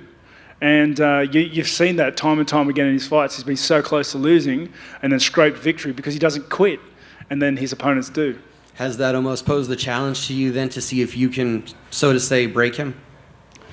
Oh, it's not about breaking him. It's about being better than him. I'm going to try and dismantle him. I'm going to try and create holes and opportunity that I can exploit to take the win. Thank you, sir. Cool.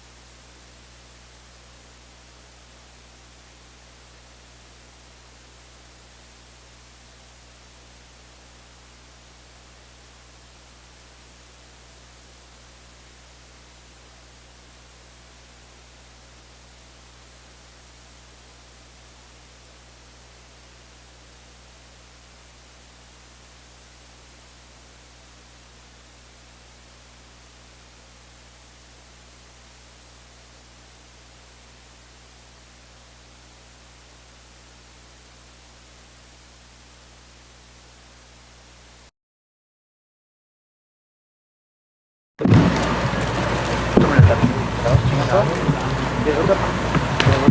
llevo que 3?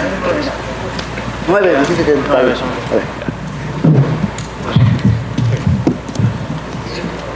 Brandon, how exciting is it to not be preparing to fight Deiveson Figueiredo? Let's go, man. I always answer the same, man. I mean, I feel very grateful with Deiveson for what we did in the UFC, in the MMA, you know, for our careers, for the history of the sport. But, I mean, of course, I feel happy at the same time, you know, to fight with another guy, you know. I felt this kind of fresh air when I fought against Kaikar France in Dallas, and this one is the same. I feel very cool. Pantoja was here earlier. He had a lot of respect for you. But I know he was kind of like right in front of your face saying, let's fight, let's get this going. Did that make it kind of personal for you at all? Nah, man. I mean, sorry if I'm not this guy who loves to talk shit in social media or try to make some drama. But at the end, that works for me, man. You know, the people love what I'm doing because it's real, it's natural. So I don't have nothing personal against Alexandre Pantoja. For sure, this competitive part of myself, knowing he beat me twice in the past, give me a different flavor, for sure. But at the same time, I'm just thinking about the opportunity, man. The opportunity to, hey, if you beat Alexandre Pantoja in the T-Mobile Arena, International Fight Week, man, your legacy, man, your legacy. So I'm just like very focused in that last goal to win my next fight, my second fierce title defense. It is interesting, right, the history between you two, that he has beaten you twice. I mean, how much does that impact this? Like, is there like a mental thing there when you get in there or something, you know, about the technique? I mean, how much do those two last fights affect this fight? I mean, I don't know how he's managing this new fight against me, because I've been like watching like a stalker all his interviews and everything, and I can see it, and he say no, but I can feel like he's motivated, like, hey, I know I beat him. I can do it again. You know, he has this that kind of sensation. I can see it in his face and how he, in his body language. For me, it's just that competitive part. Like, man, he beat you, but you need to know you are so different. And I don't like to talk too much about like, oh, I'm a different fighter and whatever, because I don't even need to talk about it. The people can say it. I mean, a lot of fighters say like, oh, I'm a different fighter, I changed too much. But then you watch their fights and it's kind of the same, you know? But my situation, I always put this example, like, it's very similar, for example, with Charles Oliveira. Like, when he came to the UFC, he was a kind of, you know, a good fighter, winning some fights, losing some fights, then getting some bonuses, then loses again. But then he started to win and win and win, and everybody was like, what happened with this guy? Why he's just winning? And then he got the title. He lost against Makhachev, but then he got this amazing victory against Beneil Dariush. So I think it's very hard to find example like that, and I feel I'm that kind of example. You know, I just changed. I'm just different. You know, talking about the technical part, talking about the mental part, and that's it, man. I just want to show that to the world this Saturday. I don't want to talk too much about it, but man, I'm ready. I'm ready to shine this Saturday. Last thing for me, you know, you had this long chapter with Deiveson Figueiredo, and then you mentioned this one kind of for your legacy to get the. Are there other fights that you see on the horizon for yourself that you need for your legacy or you want for your legacy? Yeah, I mean, man, I'm focusing in Pantoja right now. I know I can start to talk and say like, hey, I want to fight with this, with this. But man, I can't disrespect Pantoja right now. And actually, I don't want to say any name right now. I want to be very focused in Pantoja because I know he's motivated, he won my head, and he won my belt. And man, this one is mine. Not this one, but you understand. Brandon, right here. You mentioned, you know, this is the first defense of the second reign. What do you want this one to be different compared to your first time, like both mentally and just how you're trying to perceive yourself as a champion? Yes, I mean, I was talking about this before. I remember my first title defense in Anaheim. everything changed. Talking about, my media obligations, all the cameras, the interviews. Man, that can be very stressful at the end. I remember myself finishing. I don't know. I remember Tuesday or Wednesday after all the media. I went to my room. I was like, oh man, I'm so exhausted. I'm done. But then I remember, now you need to train and sweat because you need to make weight this Friday. Like, oh my goodness. So I just tried to learn from that. Do you feel like in hindsight maybe you weren't quite ready for that and now you are? Yeah, for sure. The experience. I know it. Every single fight, I know what is coming.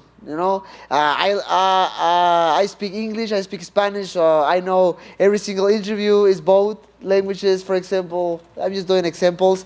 And I changed my trainings, for example. Now, I train in the morning.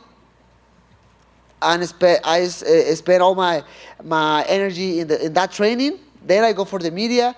And at the end, if I'm tired, if I do a bad interview. And the last fight, I know the transition between camps, you went to Fortis and it was a little bit chaotic, but now you've had, the full proper camp with Safe and everything. Can you just talk about how that relationship is growing and what it's been like to train there? Man, Safe and we made a huge connection almost immediately. So last year, 2022, came with a lot of drama. Because I changed my team from Tijuana to Kansas City with James. The people know what happened. Then I needed to find immediately another head coach. Safe came with us, trying to help. And we make that connection immediately, and that works because when we start to work together, we had just 4 weeks to prepare for Davidson Figueiredo in Rio. So, man, we did an amazing time in a short period of time. For this new training camp, I went to Dallas, I went to Fortis MMA, I meet all the guys. Everybody were very nice with me. And man, the training camp was insane, was very hard. But I love that because at the same time, we keep this balance between a crazy hard training camp and taking care of my body, getting that recovery you needed at the end of the week. So, man, I'm just excited. I'm just ready to fight. I'm dying right now. I need food. I need some pics or whatever. But just give me that, and after that, just kicking asses sometime this Saturday. Brent, over here. If I had told you when you lost to Alexandre the first time and the Ultimate Fighter that you'd be fighting a third time, but for the UFC title, years later, what would you have said then? I don't know. Maybe yes, because I was very young. He was having a good moment, and in my mind, when I lost against him, yes. For example, maybe. I'm trying to remember. Maybe the first month was very hard. I don't know. You have these negative thoughts in your mind, I don't know if this is for me. I don't know if I want to keep going, blah, blah, blah. You wake up in the morning and you need to go and train. And I don't know. I'm not sure if I want to go to train today, But in the moment when I pass all those negative thoughts, I was focused on just keep going. I need to keep going. I need to keep fighting, not just for me. For my wife, for my daughters, for my teammates, for all the people who believe in me. And I don't know, man. If you told me that in that moment, let's go. Yes, for sure. Just give me a new opportunity. Is any part of you jealous about Yair's custom belt that he's been carrying around? Oh man, it's beautiful. Actually, the belt is so beautiful. I don't know if you had the opportunity yet to watch the belt right here because he bring the belt with him. But it's beautiful. It's very nice. Not jealous, but it's just very nice. And then last one for me, Saturday is going to be Robbie Lawler's last fight, and then he's going to retire. I'm curious if you have any favorite memories or favorite fights from his career.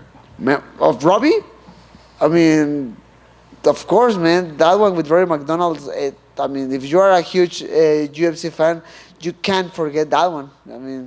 He's a warrior, and I'm just happy to share the car with him. Brandon, back here.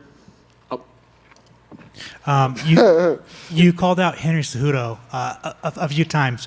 What about that fight excites you? Is it because you used to be close and now you're not? Is it just because you want to go chase greatness? What about that fight excites you? Man, sorry, but I'm so focused for Pantoja, so I don't have like any comments about Henry Cejudo right now. Sorry. That's all good. What's your most valuable Pokemon card? Oh man! So let me tell you. So everybody saw that embedded with my daughter. Opened the cards this weekend. She opened a package with a really value a Japanese card about Mew in a new collection. It's Pokemon 151. It's about the first generation of Pokemons. That one is very cool. It's in gold. I actually, it's funny because I told her like, hey, we need to take care of this one because maybe I pay the college with this one. So you never know. Awesome, thank you. Brandon back here. Oh, right here. Hi, how you doing? So the first time you guys fought was on Tough. The second time you guys fought was on the prelims. How does it feel that both you guys have elevated your careers to the point now that you're in the co-main event of one of the UFC's premier events? No, man, I'm happy for him and I'm happy for myself, obviously. You know, at the end of the day, I'm fighting for this, you know. I don't know. In the past, I was just happy thinking hey, hopefully one day I'm going to fight in the International Fight Week. Not even thinking about belts, not even thinking about main events or, main cards. I just want to fight there. Awesome. But now, I don't know, nothing. I mean, now I'm fighting that, Pantoja, happy for him for what he's doing.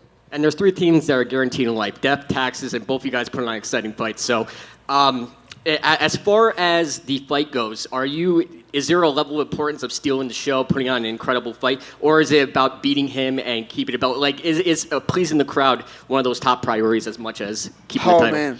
Man, my mind is right now is focused just about the winning, man. I just want to win. I don't care nothing more.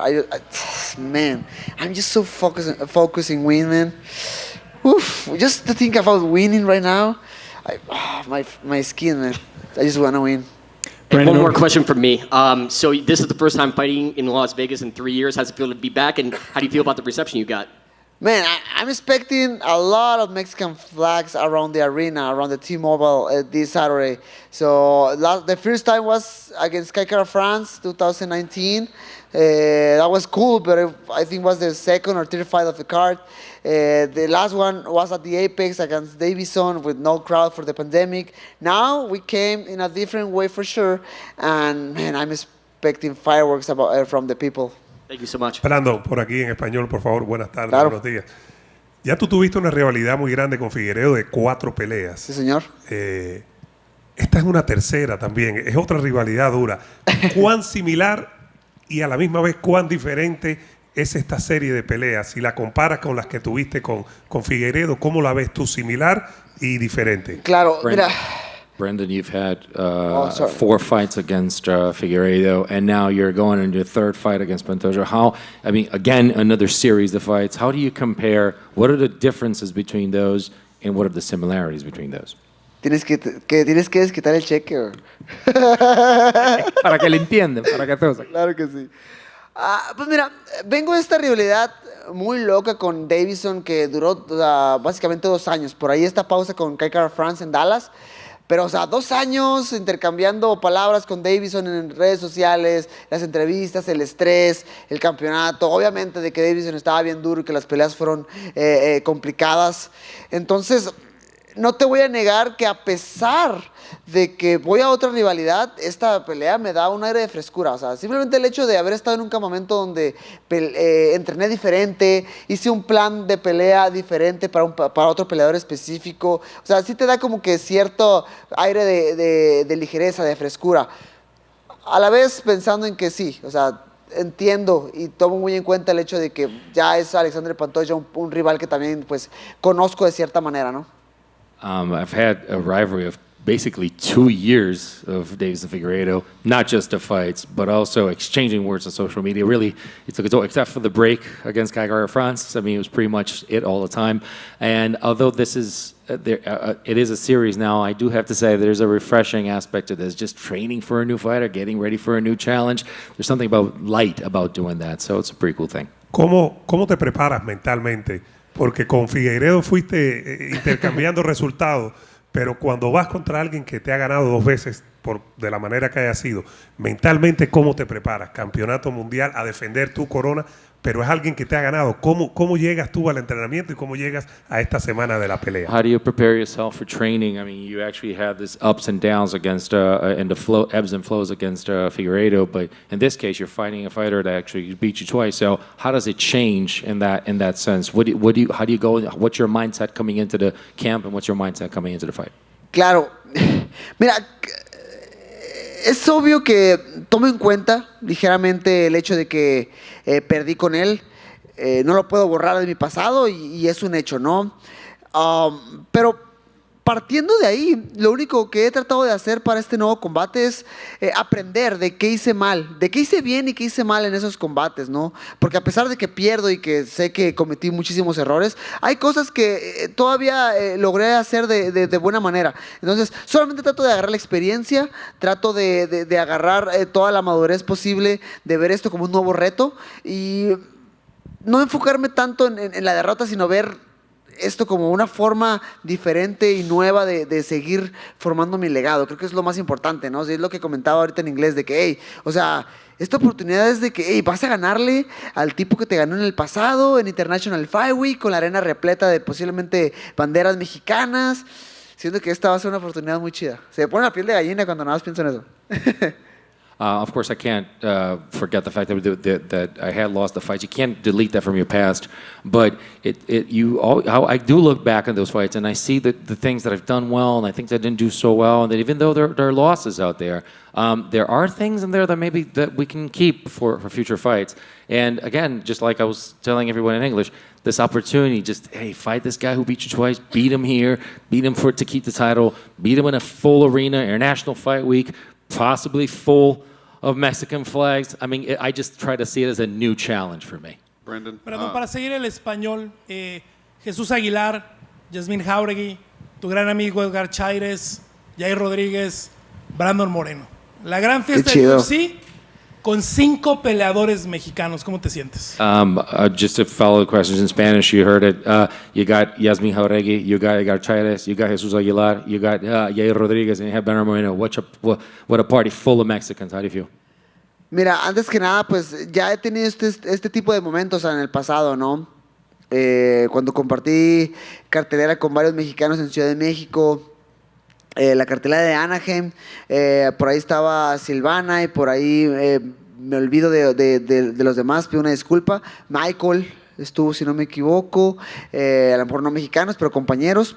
Y esta vez hablando específicamente de México, creo que lo vuelve muy especial. Claro que sí, porque no solamente son personas las cuales comparten bandera conmigo, sino son personas con las cuales he compartido varios momentos a lo largo de mi vida, como lo es con Yasmín, como lo es con Chuy Aguilar y sobre todo con Edgar, ¿no? Edgar que, híjole, lo conozco ya desde muchos años atrás, sé lo duro que ha trabajado para esta oportunidad, sé lo que ha batallado, sé las veces que se ha tropezado y los obstáculos que ha tenido que pasar para llegar hasta aquí. Va a ser una pelea pues complicada para él, es una pelea en corto aviso, contra un Tatsuro Taira que se ha visto muy bien de una manera muy técnica en su paso por la UFC, pero híjole, o sea, yo estoy muy confiado en que le va a ir muy bien. Y hablando ya pues otra vez en general, o sea, Yair peleando por campeonato contra Alexandre Volkanovski, yo mismo, Yasmín, Chuy, eso se puso muy chido, la verdad es que se puso muy bien, estoy muy contento por ellos y me siento también muy honrado de que la UFC nos haya dado esta importancia a nosotros los mexicanos en un evento tan importante para ellos como lo es International Fight Week. I've gone through this situation plenty of times actually in Mexico, fighting around so many people and sharing the card with Mexicans as well, but also the card in Anaheim. I mean, it was myself there, it was Michael Morales, Genaro, a lot of people, and everybody was there. I mean, it was a card that I shared with Mexicans, but this is just a different story. I mean, this is International Fight Week. These are not just compatriots that share a flag with me, but many of them actually we share different moments in training. I mean, with everybody that's coming up, you see Yair fighting for the title. You have especially Chaires, because someone that's been with me for such a long time. I know what he's all about. I know how hard he's worked for this. I know he's had the opportunity. I know the trials and tribulations, and sometimes he he stepped along the way, but it's so important to have him here. At the end of the day, having him and Jauregui and all them, it's so important. At the end of the day, this has been a pretty cool thing. Brandon, hace 10 años que se entabló una amistad muy bonita con Yair Rodríguez cuando se conocieron en Jackson Wink MMA. Me ha tocado a mí cubrirlos estos 10 años, ver cómo se echan porras, cómo se ayudan, cómo trabajan entre ustedes. Le preguntaba yo hace rato, me dice, es que Brandon es mi inspiración. Me abrió los ojos, me hizo lo que es ver, unificar un cinturón. Yo sabía que las cosas eran posibles, pero Brandon me enseñó y me dijo, oye cabrón, ahí está, tú puedes unificar el cinturón. ¿Qué significa que compartas este momento con tu gran amigo y que tu amigo te dedique esas palabras antes de una noche tan importante como esta? You've known Yair Rodriguez for 10 years, and when asked here before, he said, you know, is that Brandon Moreno is my inspiration, somebody that opened my eyes and said, hey, dude, it's here for the taking. We've seen you cheer for him, we've seen him cheer for you, and how does it feel now to actually be sharing this amazing card together with Yair Rodriguez? Híjole, sí, pues a Yair lo conocí. Yo llegué a Albuquerque diciembre de 2013. Y ahí nos conocimos, empezamos a entrenar juntos, después él pues, se va de Ultimate Fighter, yo me regreso a mi casita y luego ya empiezo a pelear en Arizona. Pues, okay. Cada quien tuvo un camino diferente y yo me siento muy contento por él porque cada quien a su manera pues ha logrado sus sueños, ¿no? Y ha logrado sus cosas y todo eso que me comentas y todo eso que Yair dice pues me llena de mucho orgullo y me honra mucho y me hace pues sentir muy feliz, ¿no? Muy contento y estoy bien agradecido por las cosas que dice y nada, o sea, súper contento porque vamos a compartir cartelera y es que yo sé de lo que es capaz Yair. Y creo que se ha comentado mucho a lo largo de la semana, ¿no? Que el estilo de Yair, y estoy bien de acuerdo, creo que es un estilo bien complicado para quien sea y creo que va a ser un estilo bien complicado para Volkanovski por la altura, por lo impredecible, por el alcance, por el pateo. Yo me veo ganando junto con él y tomándonos una foto muy chida al final de la noche el sábado. We go way back to December 2013, Albuquerque. Then, you know, life is taking us separate ways. I went to Arizona. Everybody knows about Ultimate Fighter, and it was my turn. So I just, he's a guy who just made things. He's making dreams come true. And the fact that he said those words, it just makes me so happy and also so proud of something like that. And you know, about him, I know the guy. And I know how hard he can be. I know how his reach, I know his power. I know that style that makes it difficult for a lot of other fighters, especially for Volkanovski. And I really want to I can see myself taking a picture on Saturday with him, a picture of us together with belts. Yeah, Brandon, just quick over here. You mentioned being at Fortis MMA. Who did you mainly get to train with over there? Because when you think of that gym, it's a lot of fighters in higher weight classes. We see Marcelo Rojo here. Who else did you get to work with?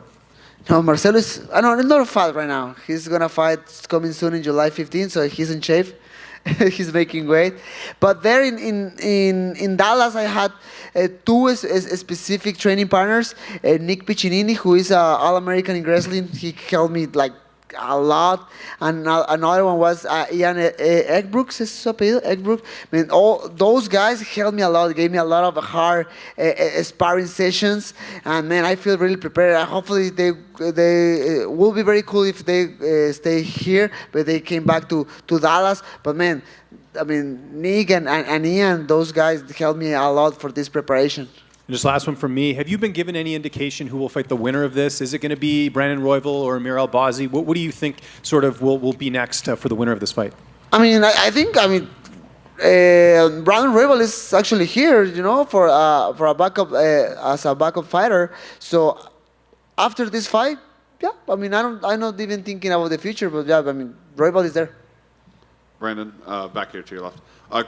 Obviously a lot's been made of the fact that you've lost to him twice now, but you're still a betting favorite. You know, what does that mean to you? You know, that at least the odds makers still think you're at least a better fighter. Man, in the past when I was the favorite in the odds, I lost. So that doesn't mean nothing for me, man. I'm trying to never watch nothing about bets, about odds, who's the favorite, who's the underdog, because for me that doesn't matter. Actually, I think that's an extra motivation for Pantoja. Like, oh, I'm the underdog, okay. So I'm taking care of that. Okay, I'm thinking about it, and I'm just trying to win, man. I don't care nothing more. Perfect. And last question. It's not the exact same situation by any means, but obviously back in, I believe, April, we saw Israel Adesanya, beat someone who had beaten him multiple times, and the eruption from the athlete itself in the arena was pretty crazy. Do you see that same situation playing out for you if you went on Saturday night? Man, I mean, in the past, Pantoja, obviously, before to Alexandre lost against Alex lost against Adesanya, but Pantoja say, "Oh, I'm his Poitin." Like, maybe yes, maybe he is. We did it, guys. Let's go. Okay. Let's do it.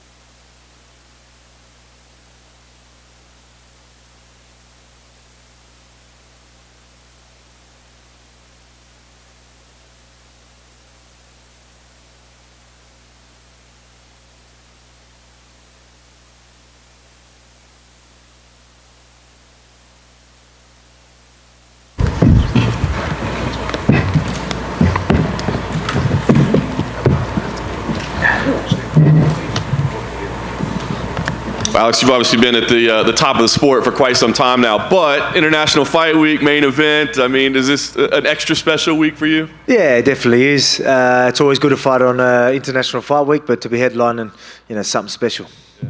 Incredible fight last time out. Obviously didn't get the result you wanted. Controversy maybe in the result, but I'm wondering, a fight like that, are there lessons you take out of that, back to the featherweight division, or is it more just like, hey, I went out there and I gave it a shot? There's lessons to be learned, win or lose, win or a loss.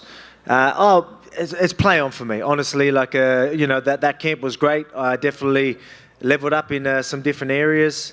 So and that's why you want to challenge yourself, because that's exactly what will happen. A lot of people look at what could go wrong, but you got to look at what could go right, and then obviously look at the future, because I'm a lot stronger man for it. And as I said straight after that fight, these featherweights better fucking watch out. I love it. And obviously you got to see Yair that night. It looked incredible. Talk to me about the preparation for him. Obviously you've been fighting nothing but killers for a while, but he seems to present a unique challenge. I mean, did you find preparation uniquely challenging in this? Yeah, definitely. That's it's been exciting. I said I just mentioned like how good it was to do the challenge in Islam. Like, it's exciting. You want them challenges, and this is a total different challenge when it comes to the ground and the striking. And I'm disciplined. I'm always going to train hard. I've been saying that all week. That I don't need to be motivated or anything to train hard and do what I need to do. I'm going to do that anyway. But it just adds another, more excitement. We're more eager to get to the gym, figure things out, the game planning, get more in the zone. Really. Embrace some of the game planning and all the things that we need to do in there. So it was good. I've got nothing but respect for Yair. Again, he is a dangerous opponent, and that's what I want. But I just want to show everyone, why I'm the top of the featherweight division, and really show my skill set. I think work ethics is something that's just ingrained in you, but was it difficult at all to adjust? I mean, you were this close to champ status, right? And you're kind of embracing all that. Was it hard to get the mindset back to go, hey, it's still impressive to dominate a division the way you have? I mean, look, obviously it stung straight after it, but play on, man. It just adds to the story. I'm going to get that rematch. Don't worry. I'm going to do my business this weekend, and I'll get that rematch, and then it's just going to add to the story. You know what I mean? It was a close one. Do we think we did enough? Yeah. Was it a robbery? No. It was a very, very close fight.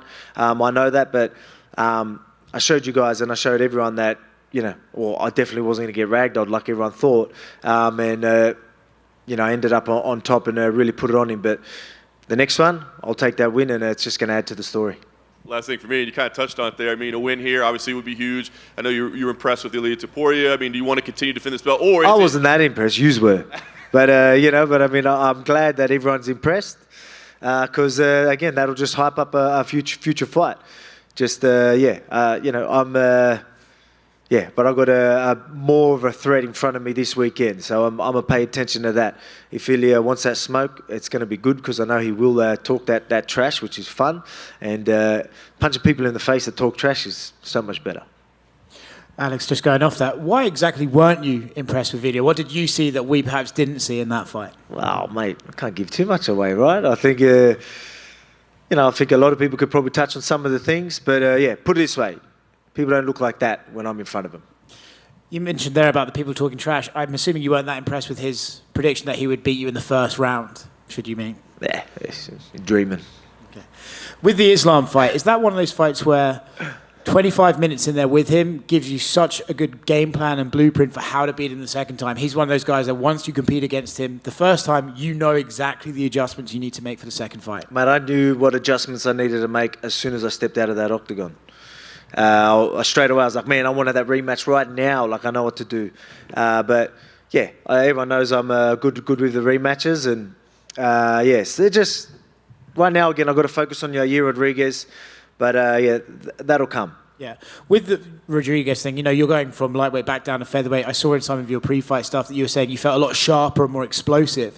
What's the biggest sort of thing you weren't expecting from the weight changes that you've had over the last year? So going heavier. Well, so you've got from going heavier and then going back lighter. Oh, yeah, but I mean, obviously noticed that extra weight. That's why during camp, like when I was doing the bulking and I was a little bit heavy, doing everyone knows the workload that I've got.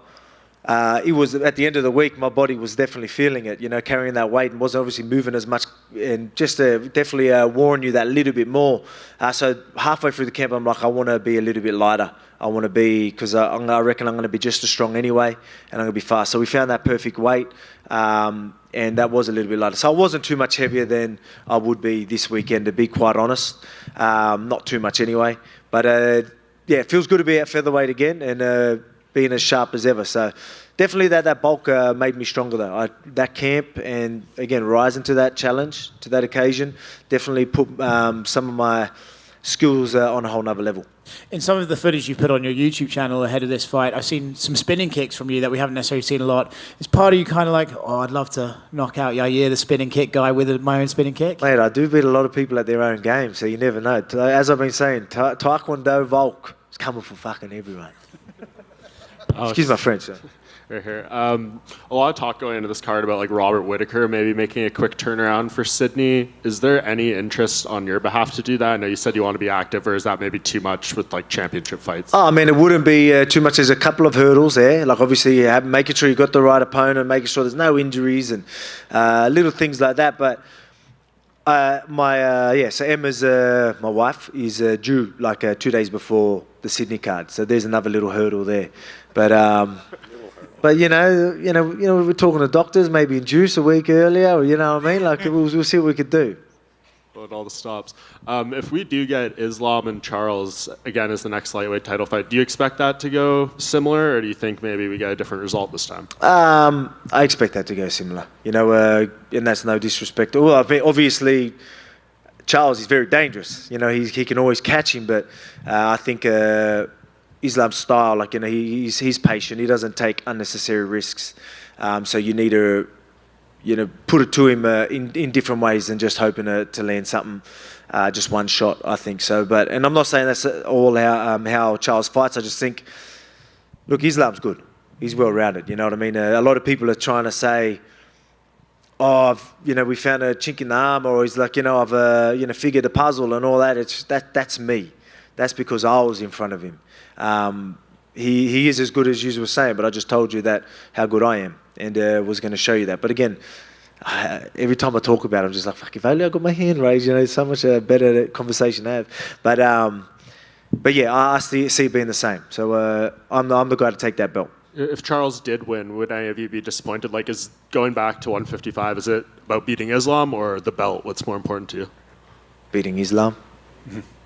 Alex, over here. You mentioned Charles Oliveira. What did you make of his performance against Beneil Dariush? He was counted out by a lot of people, and he went out there and made a statement. It was. I was surprised by how many people were counting him out. Again, look at who Charles has fought, the who's who, and he's so dangerous. You know what I mean? So I wasn't surprised. I know Dariush is very durable and well-rounded, but I mean, I just thought that matchup wasn't too bad for Charles. And he showed that. He showed again, he's a dangerous dude. So you got to be careful, and you got to approach him the right way. We were here about a year ago when you fought Max Holloway, and you talked about sort of being disrespected a bit by people, calling, there's Max calling him the uncrowned champ and all that. And since then, you've had the fight with Islam, and I know it didn't go your way, but a lot of people felt like you put on a very good effort. How have things changed from the fan perspective? Because I feel like you gained even more fans from that performance against Islam. Yeah. It's obviously the stocks didn't lower after that one anyway. So that's why so many people, were obviously saying to me like, oh, you should be proud, like, oh, because I was surprised. You'd be surprised how many people, didn't think I'd be, thought that I'd probably get manhandled, like, you know what I mean, and didn't think I stood a chance. And there's probably people close to me that thought that. There was vibes I was getting, the whole way through the whole thing is like, almost why you're doing these vibes. So, so a lot of people didn't expect the fight to look like that, even people close to me. And, but yeah, that's why a lot of people, oh man, like you should be so proud. And they were, very, very happy with that. And obviously the fans as well. So everyone, I still got to show myself, but that's why it stung me more than, obviously it's always going to sting the guy that loses more, but it stung me because I know I could get that job. I know I will, I will get it in the future. But so that's why hearing people congratulating me for losing was pretty tough at the first week. But I understand it. Like it did help with the loss. A lot of people are like, how have you taken it? Look, play on. You know what I mean? I say play on, probably because of my mindset and how I go about things. I just adapt. I've just always been good at doing that. But that sort of process with everyone being like, wow, you know what I mean? Probably helped a bit too. And last one for me, Max Holloway's fighting the Korean Zombie. If you go out there and win on Saturday, do you think we'll see him move up? Because if you're still champion, I don't think we'll see a fourth fight between the two of you. Yeah, man, that's everyone's we've all. I'd like to say I've read that book. You've all read that book. You know what I mean? So, it's a tricky situation for him. He's probably hoping that Yair takes me out and then he can get a shot. But I don't plan on that happening. Alex over here, right here. Can I ask what this Band-Aid is on your face? You don't know Nelly? Nelly, you know what I mean? Is that a UFC champion? You know what I mean? Yeah, it is actually. You know what I mean? They go, look, it was a little scratch, and we don't want to get it infected so close to the fight, and so yeah. Can I ask? Because Yair's been in the UFC, like he was in the UFC before you. I think it looks cool too. It doesn't look bad. They custom made the Mexican belt or whatever it is, and they custom made some Band-Aids for me. Can I ask, how long has Yair been on your radar? Because he was in the UFC and he had a lot of highlights even before you came over. So it felt like there were a lot of breaks in his career. But like, how long has he been on your radar as a future opponent? They're all on my radar, right? Like I keep an eye on everybody. But yeah, he's definitely been right up there. He's had a couple of number one contender fights as well. Been in position where, knowing that he could be next or coming up soon. So I've definitely, because I know how dangerous he is. So I knew he would eventually be there. But you just had to wait for the right time that it was his turn. And being interim champ, it's his turn. So the timing fits very well. And here we are, International Fight Week. Do you pay attention at all to the top of the bantamweight division too? Because there's fighters like Aljamain Sterling that says like, well, look, if I beat Sean O'Malley, I'm going to go up, and that's another possible super fight for you. So do you pay attention to down there as much too? Oh yeah, for sure. Like I think if he goes out there and takes out Sean, like he's definitely paid his dues. How many times defenses would that be? 3 or 4. 4, yeah. Like yeah. So there you go. I think so. He's a big dude, but yeah, we'll just obviously he's got a tough fight ahead of him, but yeah, that's another possible fight. So yeah, there's plenty of options. And again, I want to be active, so cool, keep them rolling. Are the Nuggets going to be in attendance? Yeah, I think Jamal Murray's definitely going to be there. I don't know who else. So see, I'm a Nuggets guy. So yeah, it was good. The timing was perfect actually. So I ended up meeting him in August last year, and he got in the season. I was backing him, and they won. Perfect. And now he's going to be here International Fight Week to support me. So looking forward to it. And then last one for me, Saturday's going to be Robbie Lawler's last fight in the UFC. So I'm curious if you have any favorite memories or favorite fights from his career. Oh man, there's so many. So many. I mean, that war they had the face off, you know what I mean, and his lip was just completely open. That's got to be a pretty iconic moment. So even me and myself and Ortega had like a face off, you know what I mean. I was even like sort of thinking I get them sort of vibes, you know what I mean. So that just shows you, that's a big moment for me. But I think of that when I look at that Ortega. So it shows you how much of a big moment that was, especially the blood they had and the war they had. It's crazy. Alex, people always remember those fights. Alex, just over here. You mentioned about the transition back down to 145. Was that hard, and do you see yourself being able to do that successfully, going back and forth through the divisions? Yeah, no, it wasn't too hard. I didn't. As I said, I didn't end up that much heavier. So we did the body scans once we knew the fight was happening, and we were sitting at pretty much the same that same weight or like muscle and everything as we did like for July last year. So I don't think we actually put on too much. So and I don't want to for next time at lightweight. I know I don't need to because the strength's not the issue. And I know my strength and my technique will be enough for all the lightweights anyway. So then that'll make that transition much easier. Do you think that would impact your performances at all at lightweight, making that transition? Nah, because I'm going to sit around pretty much the same weight. Mm-hmm. And you worked with Carl Van Roo in the run-up to this fight. How beneficial was that? Oh, yeah. I was lucky enough to have a couple of people in camp that Yair is very good at all ranges. Long range, obviously you got the Taekwondo, and then you got the short range sort of unpredictable things that come from everywhere. So I was lucky enough to have Blood Diamond, who's if you ever watched his kickboxing highlights, go have a look at that, and you'll see a lot in Yair Rodriguez there. So that was great having him there, and obviously he's bigger. And then Carl Van Roon, that 11-time Taekwondo world champion. He's a specialist at what he does, and he does MMA. He understands the game. He did a lot of study and really committed to being a training partner for me, and he's, again, a lot bigger than me. So having guys like that to not just go through and work techniques with me, I was sparring these guys. So, having a longer, rangier, 11-time world champion Taekwondo guy spinning some crazy shit at you, that'll keep you on your toes. So, I'll be on my toes ready for whatever comes come Saturday night. And when you look at Yair's style, what do you think you need to be aware of the most? And how do you see the fight itself playing out? Be aware of everything, because everything's coming from everywhere. But again, we all know that I make people fight my fight. There's other things that everyone looks a certain way till I'm in front of them. You know what I mean? So it's no surprise that people, my opponent's volume goes down, and a lot of their strong assets are usually a compromise. I'm usually able to nullify a lot of people's strengths. So look forward to doing that. Again, Taekwondo Volk, he's coming. Thank you. Alex, over here. You've mentioned before that you consider Conor McGregor a dream matchup of yours, as he's the only UFC featherweight champion you haven't faced. Anything can happen, obviously, but is there any other fighter on the roster? Sorry. I'm right here. Oh. Way back here. Oh, yeah.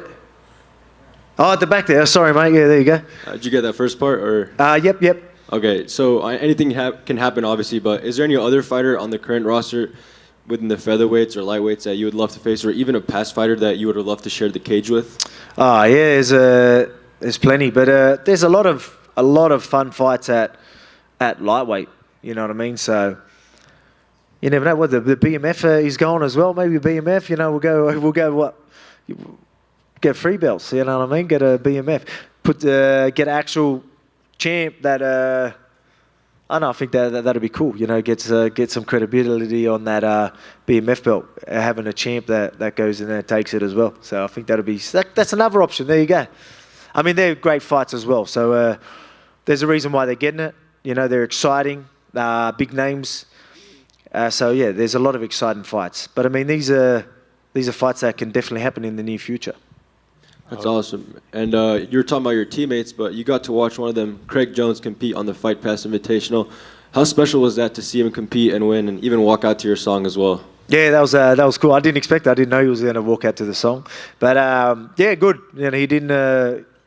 He faced a legend of the sport who's no joke, and to go out there and take the win was awesome.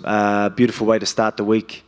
Our little trip here to Vegas, and I'll end it with another big win, and then we can properly celebrate afterwards. And last one for me. At XS, everyone's invited. I see that Prime bottle next to you. Congratulations on the deal. How did that deal come together? Yeah, just obviously it's a big deal, massive opportunity, and just got talking to Logan, met him a couple of times, and yeah, that's how it started. Hey, Alex. And we're in our prime, right? So perfect fit.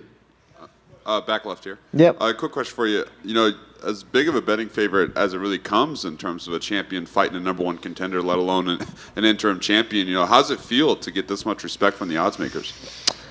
Yeah, it's I think it's well deserved. You know what I mean? That's no disrespect to Yair. I think that's just all because of what I've done, and again, I always say people can be a safe bet. You know, when you've got the guy that's got the heart, resilience, durability, fight IQ, and all the right stuff. You know what I mean? It makes it very hard for people to take him out. So it's good to see that finally people are really taking note to that. But the beautiful thing about it is, no matter how much of a favorite I am, the mindset that I have. I look at him as a big friend, as I've said. Like I've said pretty much the whole camp, he's probably the most dangerous guy that's been put in front of me.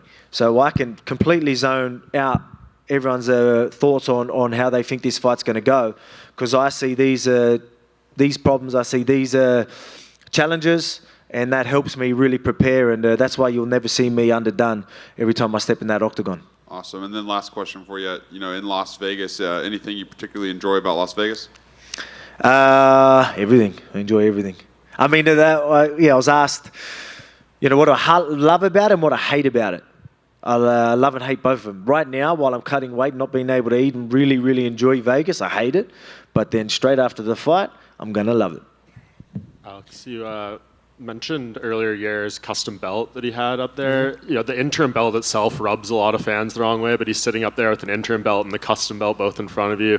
What do you think about that? Like, do you think that's maybe disrespectful at all in a way? For a second, I seen a bit of red on there. I was like, wait a second, is this the Mexican one? No, sorry, do I feel disrespected? Yeah, that he's sitting up there with 2 titles and neither of them are the undisputed one.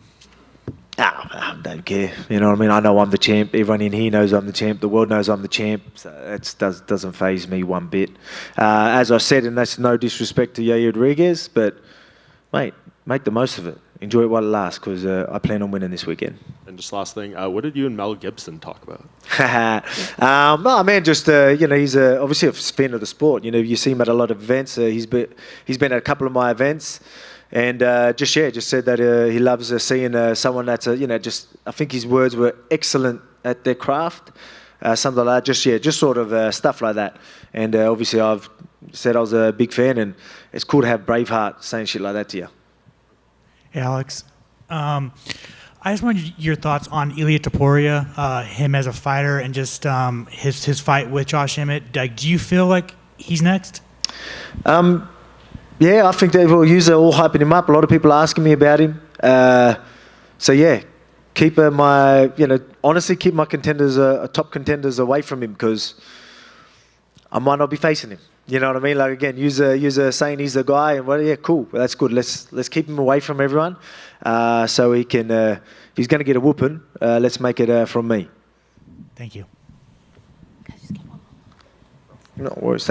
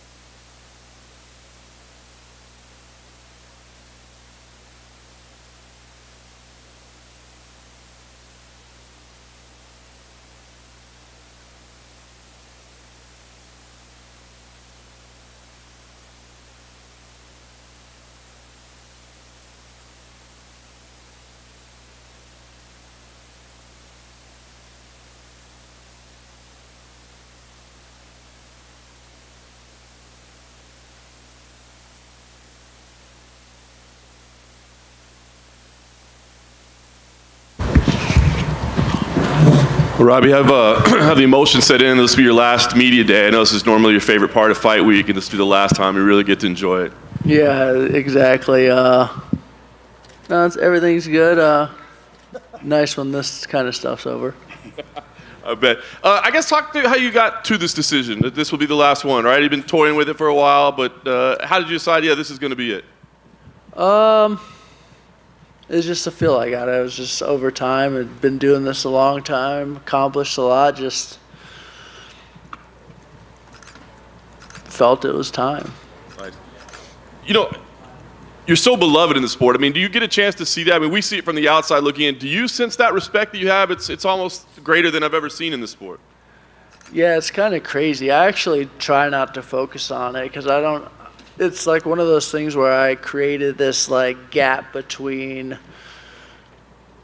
other people giving me accolades and praise, like, because you can't go through life trying to seek praise from other people and those things. I'm trying to seek praise from myself, really. So it's like being able to accept that people are, and me being like, oh, thank you, I appreciate that. It is definitely something that I've never really allowed myself to get involved with, because maybe one of the reasons I've been able to do this for so long is because I just focus on what I need to focus on. Because you're going to win, you're going to lose, there's going to be people around you that are excited, and that's just, you can't control how other people treat you, so I don't try to rely on that for anything. But it's nice. I try not to look back at all my career because I've been doing this for so long, because it's so much, and I'm focused on going forward. Yeah. I mean, that's how I've always been, focused on going forward. And when I look back at it, it's just it's a lot. I mean, I've a lot of people who helped me get to where I am today, and a lot of good training partners. I mean, it's just crazy. This next phase of your life, I mean, I doubt you can remember a time when fighting wasn't a part of your life, right? I mean, so are you looking forward to it as like, I don't have to deal with this responsibility anymore? Or there's a little fear of like, man, there's going to be this hole missing? What's your thoughts? I would say there was fear because it's freaking unknown. Like, I've been training and competing my whole life. Like, even when I was supposed to be in high school or middle school, I'm like concentrating on how to get better at wrestling or football or whatever, fighting, when I should be doing my homework. So that's where I've always been. So one thing that I feel that I'm going to get out of this is I'm going to actually just be able to train for fun again, which is huge. Like, my body feels better when I'm training for fun. When I'm training for a fight, it just doesn't feel as good as it used to. And I don't have to recover now, so like I could actually torture myself, which just seems weird. Like, cause that's my goal, is to like torture myself, beat myself down, and that's how I gain strength. But now, since I'm older, I can't recover as fast, so that's it. So I'm going to be able to torture myself a little bit more and give myself more rest. I like it. Give us your thoughts on Niko as a final opponent. I mean, stylistically, it seems like it could be an exciting matchup. Is that the type of fight you want in your last fight? Nothing against Niko, but I didn't really care who I was fighting. I'm always just focused on myself and like trying to get my stuff situated, trying to feel good on Saturday is really what I'm focusing on. And if I feel good, then fight's gonna go good. So that's what I focus on, and I let the UFC kind of take care of that stuff. Dave Martin, they talk, they're like, hey, what do you think about that? And I'm kind of like whatever, like let's just go. Nice. Last thing for me, you touched on the fact that you'll keep training. I mean, do you see yourself staying around the sport, being a part of like corners and coaching and camps or anything, or do you want to withdraw from the sport and be away from it? No, I'm definitely going to be around the sport. This sport's given so much to me. The reason I am where I am today and been able to last this long is because of all the people helping me. So I'm going to give back all these little tidbits I've learned over time, and we have a really good gym at Killcliff FC, and just like being able to help guys get stronger so that they can make money and compete at a high level. And that's what I feel like martial arts is about, is giving back and showing techniques. Robbie, back here. Robbie, back here. Congratulations on an amazing career, and thank you for so many great, iconic moments. So your first fight was 22 years ago. Did you ever imagine, or could you ever fathom, how much the sport has grown since your very first fight? No, I remember what the UFC champions were driving around then, like what kind of cars they were driving, and like I was just happy to. I'm like, hold on a second. So when I was 16, Milicic brought a whole bunch of 5 fighters into our wrestling room to wrestle with us, and I was like, and I was a fighter. I mean, I did martial arts growing up, and I was wrestling, and I'm like, hold on a second, what do you guys do? I'm like, oh shit, this is what I'm gonna do with my life. So like, but I didn't know. It was just like I didn't go into it for money necessarily. I went into it because I loved competing and I loved fighting and I loved sharpening my skills. And where the sport's come since then is ridiculous. I mean, when I first signed with the UFC, I went into their offices and there was a security guard outside and probably 4 people in the whole building, workers. I mean, there's Dana, there was Donna, there's freaking Joe Silva and a lawyer. I mean, that was it. So, I mean, this sport is huge, UFC is huge, and it's nice to be a part of it and see the growth and be able to last and be a part of it. And your first UFC fight was at UFC 37, and now we're at UFC 290. And I can name about 1 million favorite Robbie Lawler moments, but is there one moment in particular that you could say, yeah, that's my favorite career moment? Not really, because I don't really like rate myself and do those types of things. I mean, big fight for me, though, I think, in my career with the UFC was probably my first Hendricks fight, because I didn't get it done. Plain and simple, I didn't get it done, and I thought I should have, and he outcompeted me and got the job done. So after that, I was on a mission, and I think that was a big fight for me. Thank you very much for the memories. Thank you. Robbie, I know right here. I know you said you don't like to look back, too much. It's always been about looking forward, but tomorrow night you're having a fight inducted into the UFC Hall of Fame as well. Are you planning on attending the ceremony, or is that too difficult with the weight cut? No, I'm not sure what's gonna happen, but I've been doing this so long. My weight's good, so I'm good. And you're a very even keel guy, I know, but is any of this stuff like stirring up emotions, like tomorrow night when you're going to be inducted, the final walkout? Like, are you kind of processing it in that way, or not really? I think it could, and it has come up, but I try not to, because it's a lot. I mean, I've been freaking doing this a long time. Yeah, and we talked before the last fight when it was going to break this like main card streak you had been on to go to the prelims, and then you got ultimately bumped up again, but it seems like it might work out that way. What does it kind of say that you spent 20 years not being on a prelim fight until now, and obviously it's the featured one. It's still on ABC and ESPN and all these massive platforms, so a lot of people will see it. I think it just shows that I go out there and fight, I'm going to put on a show. I've been doing this for a long time, and I wouldn't necessarily think that it's that cool, because you know how I am. I'm like, whatever, like, let's just go out there and fight. I'm put on a show. If there's one person in there, if there's one person watching, whatever, let's freaking fight. But I'm growing up now, and I appreciate everything I accomplished, and being on the biggest stage at the end of my career after the long career is awesome. And just last thing, you mentioned working with all these fighters at Killcliff and everything. You got like Ian Gary and Shavkat and all these people. Which one of these, and I know maybe a difficult thing to answer, I don't want you to disrespect any of the others, but which one of these guys has like the highest ceiling, in your opinion, in the sport?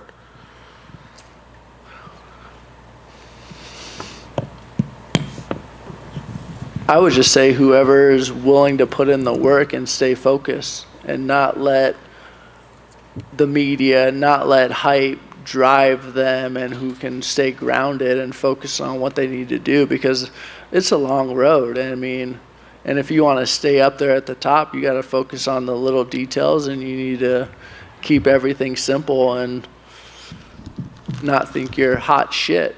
You just need to freaking go out there and work with all the freaking everybody and get after it. And I think anybody who's willing to do that for many years is going to achieve a lot. Robert, over here.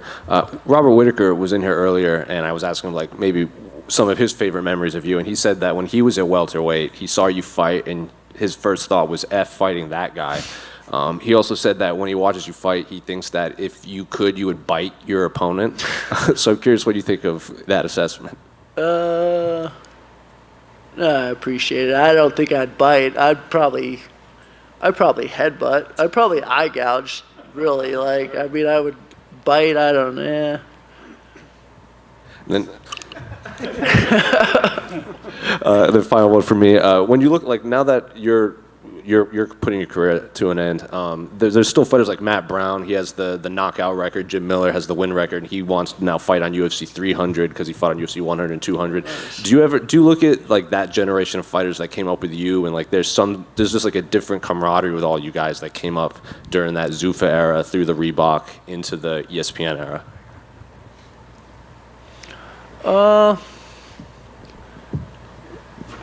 Yeah, it's hard to say because, like, even those guys, I feel like I was fighting way before them. So it's like, I mean, when I first came in, it was like, I think I signed with the UFC in like 2001 or something. So it was just weird. But I think when you have appreciation for guys, when I see these guys, I'm like, man, you're freaking still here. I'm like, you're freaking tough as hell.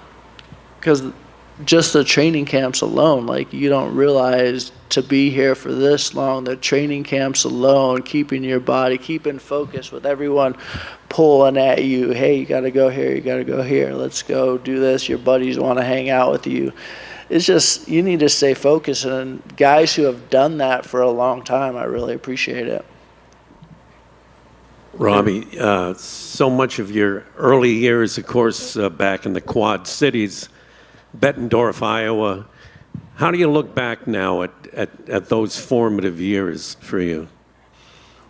I think that was the best time as far as training. It was when I first started training, everybody in there was tough.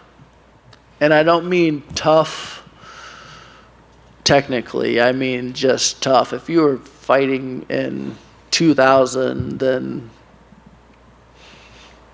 you're not making any money. You're doing this for the freaking love of competing. And we probably had like 10 high-level guys who just like pushed each other, and there was no room for weakness. Only the strong survived. And I think I learned so much from that. Just getting in there and getting thrown in the deep end and like trying to figure out how to survive and learn, and then show up the next day, get beat up, and then try to learn. Like, I did some good stuff which kept me coming back, like, but there was days that were rough. So those shaped and molded me. Like, Jen's really helped me. I'm so excited for him to be inducted into the UFC Hall of Fame. I mean, he wanted this, which is very important to him, and I slept on his couch many a times. He helped me out with my boxing so much. Obviously, Matt Hughes threw me around. Actually, when I was a senior in high school, my coach, because I was actually a decent wrestler, like, hey, go with this guy. And frickin' Hughes was frickin' slamming me around like hard, where my coach was like, okay, like, that's enough of that. Like, that's how it was. It was like no mercy type thing. So definitely, and obviously Pat Miletich, another UFC Hall of Famer and champion, put a lot of time and effort into me, and that gym, it was just, we just fed off each other. We just always believed we were going out there to smash somebody. It was us versus everyone else, and we're going to crush everyone, and that was our mindset, and I think that helped throughout my career. Well, thank you. I appreciate it. Hey, Robbie, back here. Robbie, when people talk about the fight with Rory McDonald and going into the Hall of Fame, when fighters tell you how much they love it, does that make it extra special to hear specifically from, you know, all of your coworkers that get in the cage?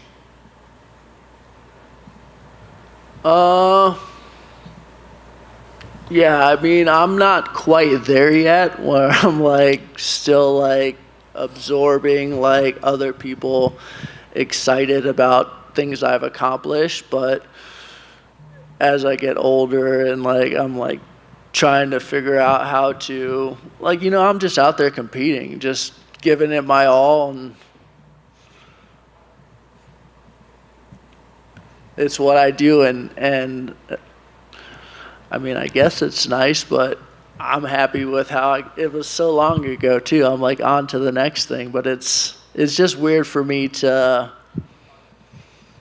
I just don't know how to accept it, and like, you know, it's just because I didn't get into this sport for praise and hype and those types of things. I'm just trying to be the best I can be, and so maybe I need to figure out a way to let people appreciate me, huh? I mean, I think you'd find a lot of people are ready to.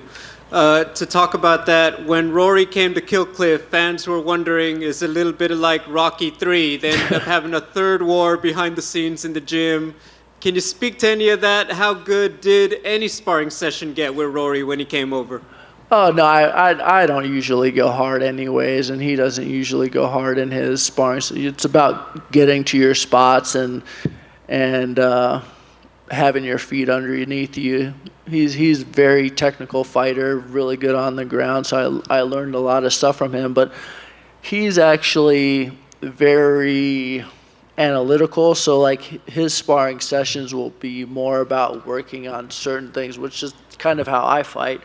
It's like, all right, I need to get to this spot. What happens if I do this? What does he do? So he's very sharp individual, and it was nice to see. Which I already knew that because I fought him twice and trained for him.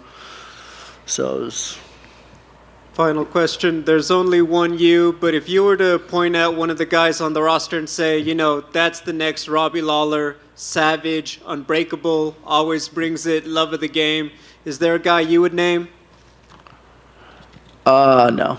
Just I would say I don't really watch too much unless one of our guys are fighting. I mean, these guys freaking are just pumping out shows, just like, so it's hard. I mean, and I'm spending family time now, so it's like hard for me to get away from those things. So I'm focused on other aspects now, but I'm sure there's many out there who are willing to give it their all.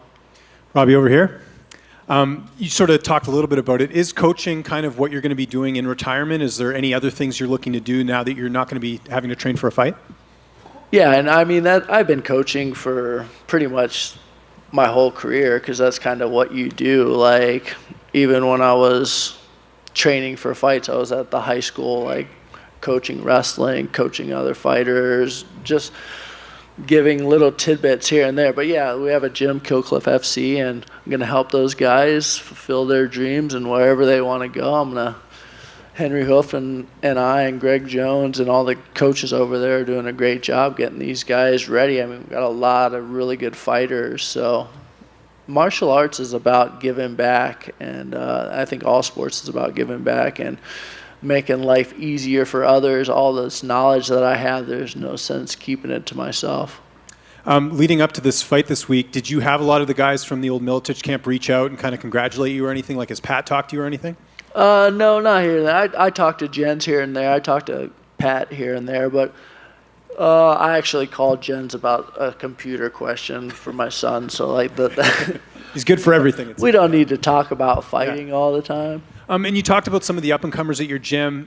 Maybe not personality-wise, but fighting-wise. Does Ian Gary remind you a little bit of yourself in terms of, you know, he's a in-your-action, type of fighter, like, you know, really likes to make it entertaining? Yeah, no, he comes out and fights. He's going out there to take people out and look good, and he is who he is. Like, let these guys be them, and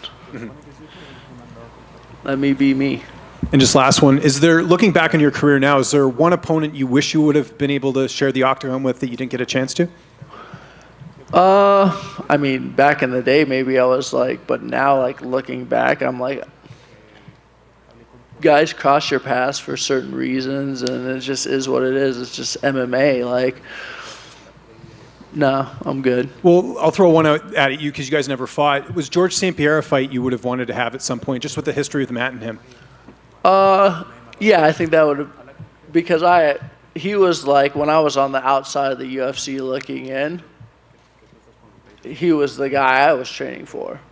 Like, the whole time, I was like, I want to fight this guy. So, like, yeah, like, I trained to fight that guy all the time. Congrats on he was the best.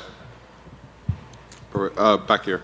Just one quick question for you. Obviously, you've talked many times about how long your career was, the amount of fights you've had in Vegas. I can't even count. What's your favorite thing about Las Vegas?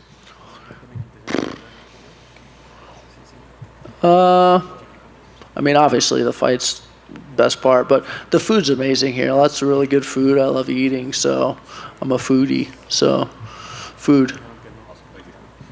Rob, just one question. A colleague of mine in Hawaii wanted me to ask you about your time that you spent in Hawaii. After your first initial stint with the UFC, you went to Hawaii, fought like 5 times, you became a champion for the first time in your career. He wanted to know kind of what that did for your resurgence of your career and, what eventually led to where you got to. It was great. I actually moved up to 185, so there was no more weight cutting. I would just go there and I'd eat galbi and freaking mac salad and rice. And I was on vacation. I think the first time I went there, like, I didn't stay after. And then my buddy was like, hey, I'm going home. He's like, no, I'm staying here for a couple of days. And I was like, shit, I should have thought of that. But I mean, I grew as a fighter there. It was, I loved the rules. First of all, it was pride rules, which is the best rules. For those of you guys who don't know, knees to the head on the ground, soccer kicks, those types of things. But I grew a lot, and what I didn't get very much was this. I did not have to do very much media. Like, it was just like show up there on vacation, maybe a little bit of media, but like not really, because it's laid back there anyways. And then I just go out there and fight, and then go eat food. So like, I just was able to kind of hide and make some money, and then I was just watching the UFC from there.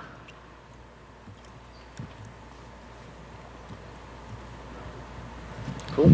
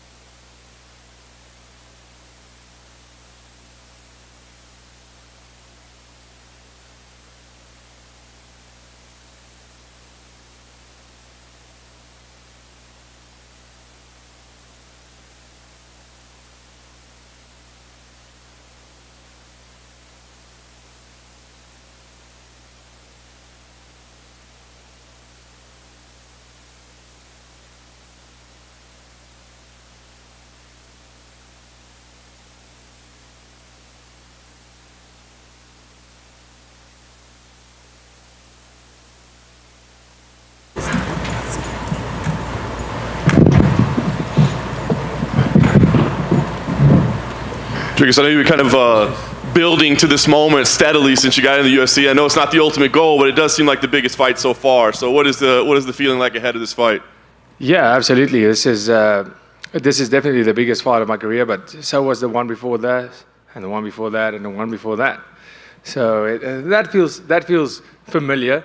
You know, my fight week's exactly the same. I'm doing a little bit more talking to folks, but it feels great. You know, the atmosphere and finally seeing myself on not on the undercard. Rob can be like very lucky. Like we almost opened up this card, but being on the main card of this, like just before the title fight, and seeing yourself on a countdown show, seeing myself on the promotional video, it's something special, and I'm taking it in. I'm loving it.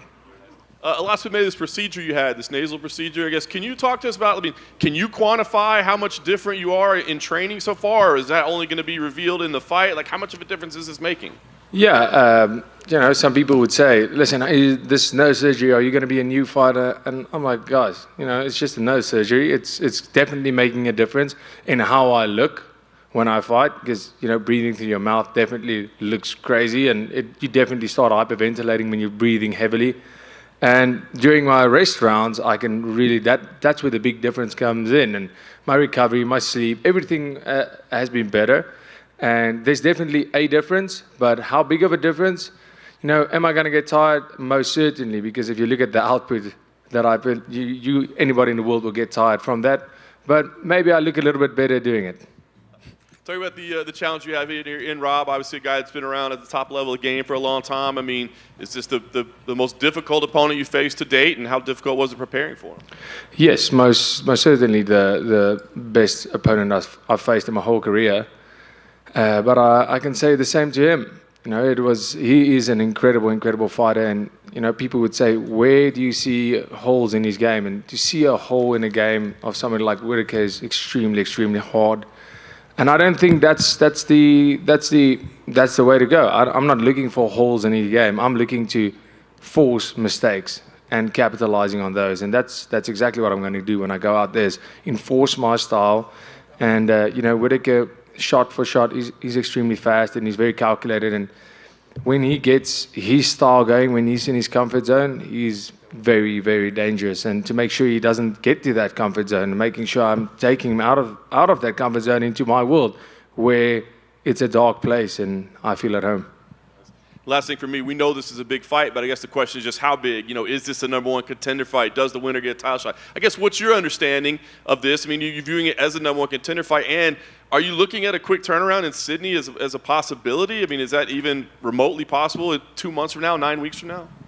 Well, up until this point, I've been this past 7 months, I think this is my third fight in 7 months. So I've been turning around and getting these fights in to climb this ladder. And if I'm physically capable, if there's no problem for me to start my fight camp and be ready for that title fight, no problem at all. I'll be ready. And but not even considering that when I get into the cage with Robert Whittaker. I'm willing to take a limb off and this be the last fight of my life to beat Robert Whittaker with that piece of limb. I'm not even thinking about this title fight right now. I'm thinking about Robert Whittaker, and I guess they'll decide if I'm number one contender or not. Dricus, over here. Kind of going off of that, like say you are in a war with Rob and you're too banged up to have a quick turnaround to Sydney. Is the fact that Israel keeps bringing you up, like he seems to want to fight you. So say Israel fights someone like Sean Strickland in Sydney and wins, like you're still most likely going to get that Israel fight even if you can't fight in Sydney. Is that in the back of your mind too? Like just you got to beat Rob no matter what, right? Yeah, sure. That's like I said. We can literally sort out all of that. And at the end of the day, it's not my call. It's the UFC's call. But there won't be any denying me as the number one contender after I beat Rob. But yeah, if that's the way they want to do it, if it's not possible for me physically to fight in Sydney, if there's injury or like you said, if you get extremely bad cuts, there's no way that then you're out for a couple. When that's you never know what happens in the sport. But like I said, it doesn't bother me. At the end of the day, it's nothing about. I don't want to fight Izzy. I want to fight the guy with the belt. So whether it's Izzy, whether it's Strickland, I don't care. For me, it's about fighting whoever has that title to become the champion.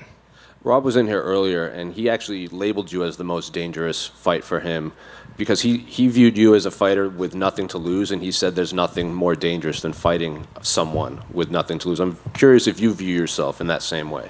Yeah, I don't know what he means. I have everything to lose. What do you mean? You know, I've built up this record. I'm fighting for number one, to be number one in the world, to be the champion, the world champion. What does he mean? Of course I have something to lose. I have everything to lose. I'm here to win. I'm here to be the UFC middleweight champion of the world, and I have to get through Robert Whittaker, which is a very, very tall order. But I'm prepared to do whatever it takes to beat Robert Whittaker and get my shot at fighting for that title. But nothing to lose, that makes no sense. And unrelated to this fight, what do you make of your countryman Elon Musk possibly trying to have an MMA fight with Mark Zuckerberg? That's interesting. I think it's going to it'll obviously be massive, but I don't know what do you say to something like that? Yeah, I mean, I guess we'll see. It'll be massive, but it'll be cool to see what they can manage to do. I guess the technology and the training will be next level. Hey, Dricus, over here. Hold on, one more. Sorry. Just one more. It's Robbie Lawler's last fight on Saturday. I'm just curious if you have any favorite memories or favorite fights of his career. Oh man, obviously favorite fight. You can't go anywhere else than Rory McDonald fight, and you know, obviously you can almost go and say in that same fight is the favorite moment ever, where they just did that stare down, and Robbie Lawler, his lip was so busted, and when he spit, there was just blood everywhere. And of course, another massive moment in his career is when him and Johnny Hendricks fought. And it was almost, that became his signature move. Like the last minute and a half, he would just be like, even though he's so tired, just go like, oh, it's my opponent's holding Thai pads, and he'll just be teeing off, kicking and kicking and kicking. And the fact that the man in all of his fights didn't go for a submission once, that is the coolest thing ever, and that is so badass. He has all my respect, and he's an absolute legend. Dricus over here. Sorry again, Jose. Didn't mean to jump the gun there. Robert Whittaker is an extremely tough guy to finish. We've seen, I think the only guy to knock him out at middleweight was Adesanya. You're used to finishing your opponents. Does that change the game plan at all, just with how durable he is? No, it's not really comparable. But my debut fight, I fought Marcus Perez, who's never been finished, and I've only had finishes. And that was one of those fights where I was like, wow, this is interesting, because and he has a lot of fights. A guy who's never been finished versus a guy who's only finished his opponents. And I got that finish. So, it's just my style. It didn't change my preparation at all. I'm going out there, and if I can't finish Robert Whittaker, it's going to be a fight like Brad Tavares.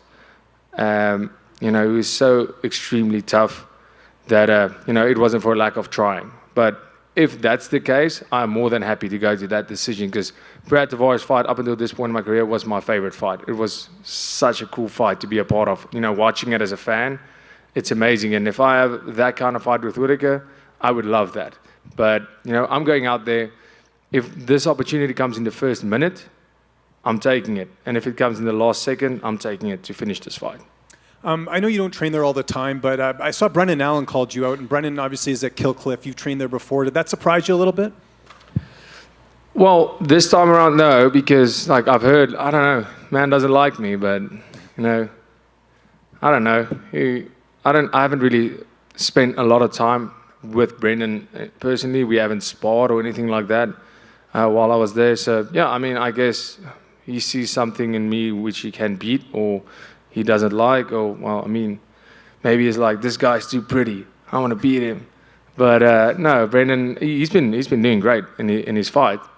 The fight against Silva was great, and obviously the fight against Andre Muniz, that's impressive wins. So good for him. I'm glad he's finally getting some wins, but if consistency-wise, we've seen in the past. So yeah, good luck to him. What did you think of Sean Strickland's win over Abus Magomedov last weekend? Well, great.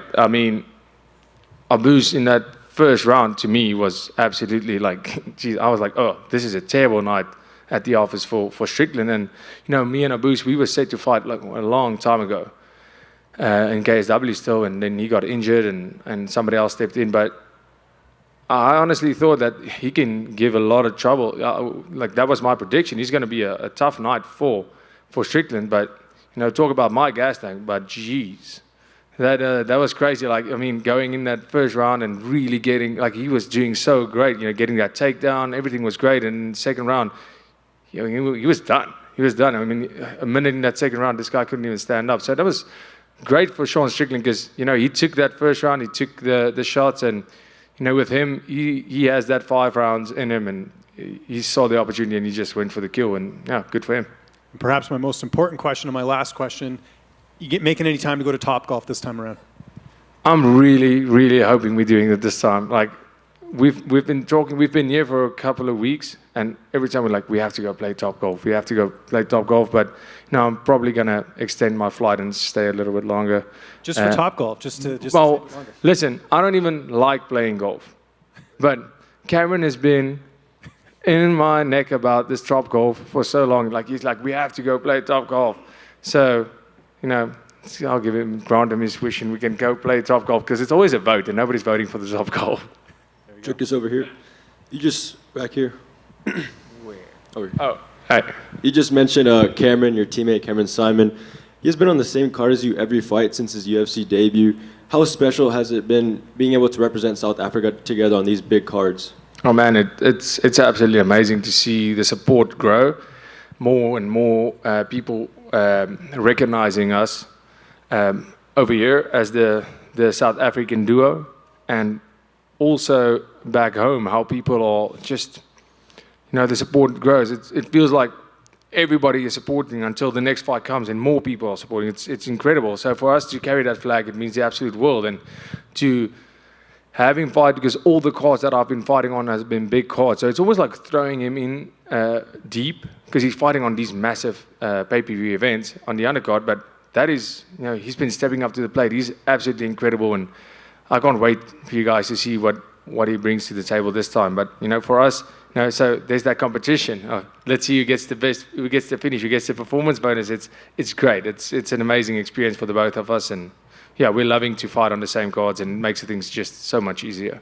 And putting the shift back on you, it seems as if a lot of other fighters here are kind of counting you out on this matchup. Is that like a chip on your shoulder that you carry to not only win this fight, but also prove everyone else wrong?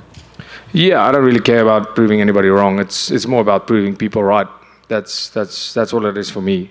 Being counted out, odds don't win fights. Fighters win fights, and I'm a fighter. So I'm going out there. I don't care about the odds or what the other fighters say. For me, they'll all find out soon too if they make it to the top of the pile. And your last 4 fights have been in Vegas, specifically at the T-Mobile Arena. You're about to head into your 5th in a row over there. What's your favorite part about fighting in this arena?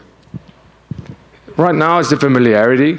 Getting to know Vegas and being able to use the PI to its fullest extent. I don't think people realize how amazing the facility is and how amazing the treatment is if you have that to your disposal. Every time I come here to Vegas and I train at the PI and I get the services that is given to the fighters, I always feel like this is incredible. This is what it's all about for me. It's being able to focus on my fight and everything is taken care of. I absolutely love it. And getting to know the people, because everybody working with the UFC and everybody, all the people that I get to know, and you start to make friends and you build a relationship with all these people. And it's not just going here, going there, and you meet them once or twice. It's you starting to build a relationship. So that's incredible. And getting familiar with Vegas, getting familiar with the fans that come to the Vegas events. I know it sounds weird, but there's a certain vibe when you fight, especially International Fight Week. Everybody the whole week there's a little bit of a buzz, and it's great. I love fighting in Vegas. It's incredible. If it was up to you, would you just continue to keep fighting here, or would you like to explore like other big destinations to fight in? Yeah, I wouldn't mind fighting in other big destinations. I would actually love that, but Vegas, regardless, Vegas is amazing. I would love to do Texas. Haven't been, so I would love to do a Texas event sometime. That sounds great. But yeah, to travel around the US or wherever is great. The Abu Dhabi event that's amazing. It's not, the travel is not that far, but I made my debut in Abu Dhabi, but everything was closed. So that's he's dealing with the complete COVID shutdown. But you know, it doesn't really matter to me. It's cool to see the world while doing this. It's really great. It's you know, and it's hard because now I've been in Vegas 4 times. So you're so used to seeing everything. So you're not really seeing what Vegas is anymore. You're just here to focus on the fight, which is good, I guess. But it'll be great to see, so while we're doing this and living my dream, seeing the rest of the world. Dricus just over here. Hi. Hi. Is Robert Whittaker someone that you've always had your eye on as a future opponent? 100%. I've said this in a couple of interviews today that my brother and I, we watch fights and we are massive fans, even before, way before. And Robert Whittaker, obviously, he's been in the UFC for a very, very long time. And he's been at the top of the pile for a very long time. And, you know, me and my brother spoke about it, and he just went and said, I know you're going to face Robert Whittaker. And I spoke to Bisping about this, and I said, there's just some people, I don't know if all fighters have this feeling, but I had this feeling, I know I'm going to fight this guy. And when I fought Trevin Giles, International Fight Week, I think it was 2 years ago, that's when Brad Tavares fought Umari Akhmedov. And I looked at Brad Tavares fighting, and I said, oh, this guy is a tough fight. This guy, this is a long night at the office for anybody. And I just had this feeling, I know I'm going to fight Brad Tavares. So I don't know when, I don't know. And he was my next fight. And the same with Whittaker. I just always knew I was going to fight Robert Whittaker. And I knew I wasn't going to fight him when I defend my title. I knew I was going to fight him on my way up. And I've been ready for this for a very long time. And like you said, he's been at the very top for such a long time. What do you think makes him so dangerous? What do you think it is? Well, firstly, you know, finding flaws in terms of cardio is really hard. He has great wrestling. He has great striking. He's tough. He can take a punch. He can give a punch. But, you know, also another big thing with Robert Whittaker is a lot of the guys he's been fighting, the good, you know, Marvin Vittori, Jared Cannonier, these guys have all been beaten by Adesanya. So Robert Whittaker faces them after they've lost to Adesanya. So you're getting a little bit more of a beaten down fighter. You're getting a guy that's just lost to the champion. So your motivation isn't what it should be, I'm assuming. I'm assuming that your motivation is not, this is for the world title. Your motivation is, I just lost my opportunity. I'm going to fight Robert Whittaker and then another guy before I get back to the title. And you know, that's something you have to take into consideration, the mindset of the fighters. So he's faced incredible opponents, but this is where this fight is different. I'm on my way up. I'm the contender right now, fighting Whittaker to fight for that title. So for all practical reasons and for anything that makes sense to me, this is my title fight. Because without this fight, I'm not getting a title. So for me, this fight is my world title fight. And I'm not fighting the champion, then Whittaker. I'm fighting Whittaker on my way up. And like Jose said earlier, Robert said you're the most dangerous to date because you are the unknown. Do you think you still have more to show that perhaps we haven't yet seen? Absolutely. I think I have so much more to show. You know, I've just been fighting so often and fighting these good guys. Every time a better guy, you know, jumping the ranks. And every time I feel better in there, every time I feel more comfortable, and I'm getting acclimated with the stage, getting acclimated with the massive names that I'm fighting, the crowds, everything. I'm getting better every time, and there's so much more, you know, so much more to my skill set that I can show. But you know, with Whittaker, he's a prime example of a guy that utilizes all of his weapons, and he does it incredibly well. And what's gonna be needed from me to put on the performance that I know I can with this and to finish Robert Whittaker is going to be the best version, and every single part of my game is going to be needed from me to do that, to finish Robert Whittaker and do it in spectacular fashion. It's going to need my best striking, my best grappling, my best wrestling, and definitely my best performance to date. With everything that is at stake, would you say this is the biggest moment of your career so far, and do you feel that? Yes, without a doubt. But like I said, it feels exactly the same as the previous one. And last one from me, there's obviously 2 big title fights headlining this weekend. Just wanted to get your opinion on the main event between Volkanovski and Rodriguez. Yes, Volkanovski, obviously there's no denying that guy. He's, when he fights, he's so good. He very narrowly almost beat Islam, which is the pound-for-pound #1 fighter right now. I think Volkanovski is an incredible athlete. But then with Yair, if you look at his fights, he just has one punch, one kick ability to finish a fight instantly. And I think there's a massive reach advantage for Yair and especially him being a kicker. Anything can happen at any stage in this fight. Like Yair has the ability to finish this fight in the final second of this fight, like he did with the Korean Zombie. So, this is such a dangerous fight for Volkanovski, but I think it's going to be a great fight. Thank you. Back here, Dricus. Quick question for you. You made the comment about needing to get over to Topgolf. And last time in early March I was here, I asked you what your favorite thing about Vegas was, and you paused for a second and said the food and the beer. I'm just curious. Hence, I didn't make it to Topgolf. But I'm just curious, what is like your actual, you've been to Vegas all these times now. Like, what do you actually really love about Las Vegas? Can I stick with my original answer? Yeah. I mean, I guess that's really, having, but, beer and food everywhere in the world is amazing. But, right here, it feels like where everybody comes for a good time. That's what you get, the vibe everywhere you go. It's just good times all around. You don't see anybody like not on your level when you're in Vegas. So when you go out to celebrate, there's going to be a lot of people on the same level as you. If you go out and I'm cutting weight and just sitting, there's people that work here and live here normal. They're not celebrating every day, and that's on your level. So I guess this place caters for everybody, all needs and all situations and all energy levels. Perfect. And then last question for you. I know you said you don't really care about what the outside perception is, but I'm curious, every fight you've had so far in the UFC, you haven't lost yet.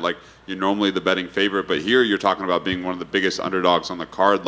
Does your perception change when the fighter is, maybe theoretically supposed to be better than you? Well, I said it. I didn't even know I was the favorite every time. But with a guy like Whittaker, I'm not surprised that I'm the underdog. How do you go? On what grounds do you go and say, no, Dricus, on betting odds, go, no, Dricus is beating Whittaker? On what grounds? With my opponents, they don't add up to his. The amount of fights don't add up. He's had the belt. He's fought the champ twice. He hasn't lost to anybody else in almost a decade. So, yeah, he deserves to be the betting favorite, 100%. And, I'm not even offended by it at all. For me, this is where I'm taking over. This is where I become the betting favorite. This is a fight that puts me in that tier. And, yeah, 100%. This is my time. There's a champion and there's a contender. And up until you beat the champion, nobody believes you're going to beat that champion. And Robert Whittaker, rightfully so, is a fan and betting favorite. But that is for now, up until I surpass that spot. Good. Thank you, guys. Appreciate it.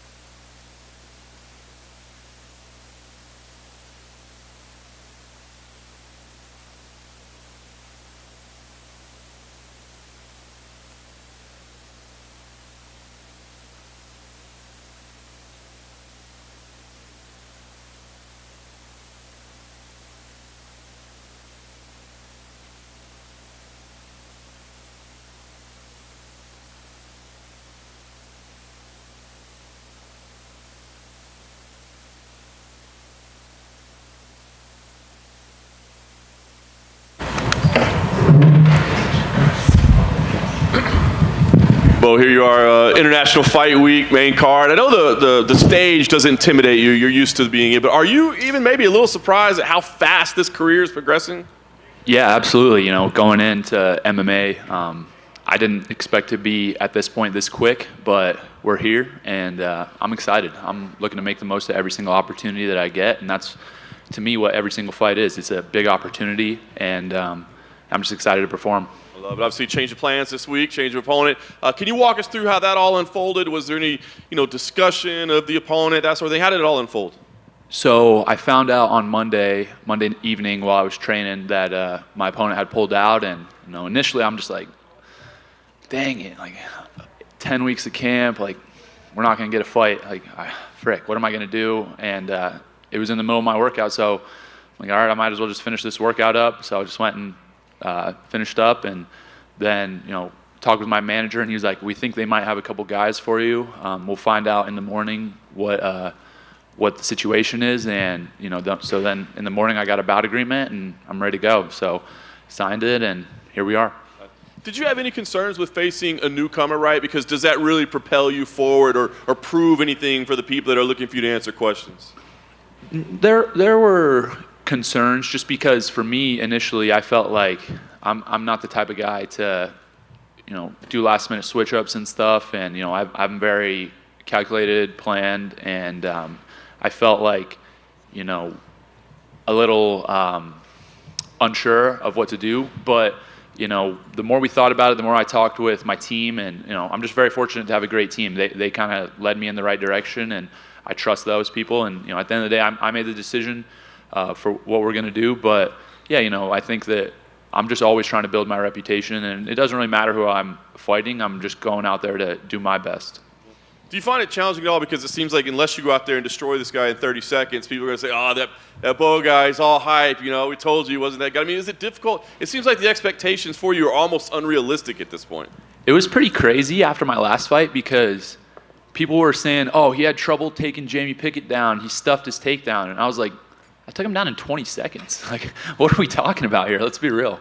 But I think that there's just going to be that expectation that's set, right? I'm 4-0 with 4 first-round finishes, and that's what people want to see me fail. A lot of people want to see me win, and there's just a lot of expectations. For me, I'm going out there to perform to the best of my ability, whether that's a first-round finish, whether that's a decision. That it's not really of concern, the result. I just am going out there to do my best, and everything else will take care of itself.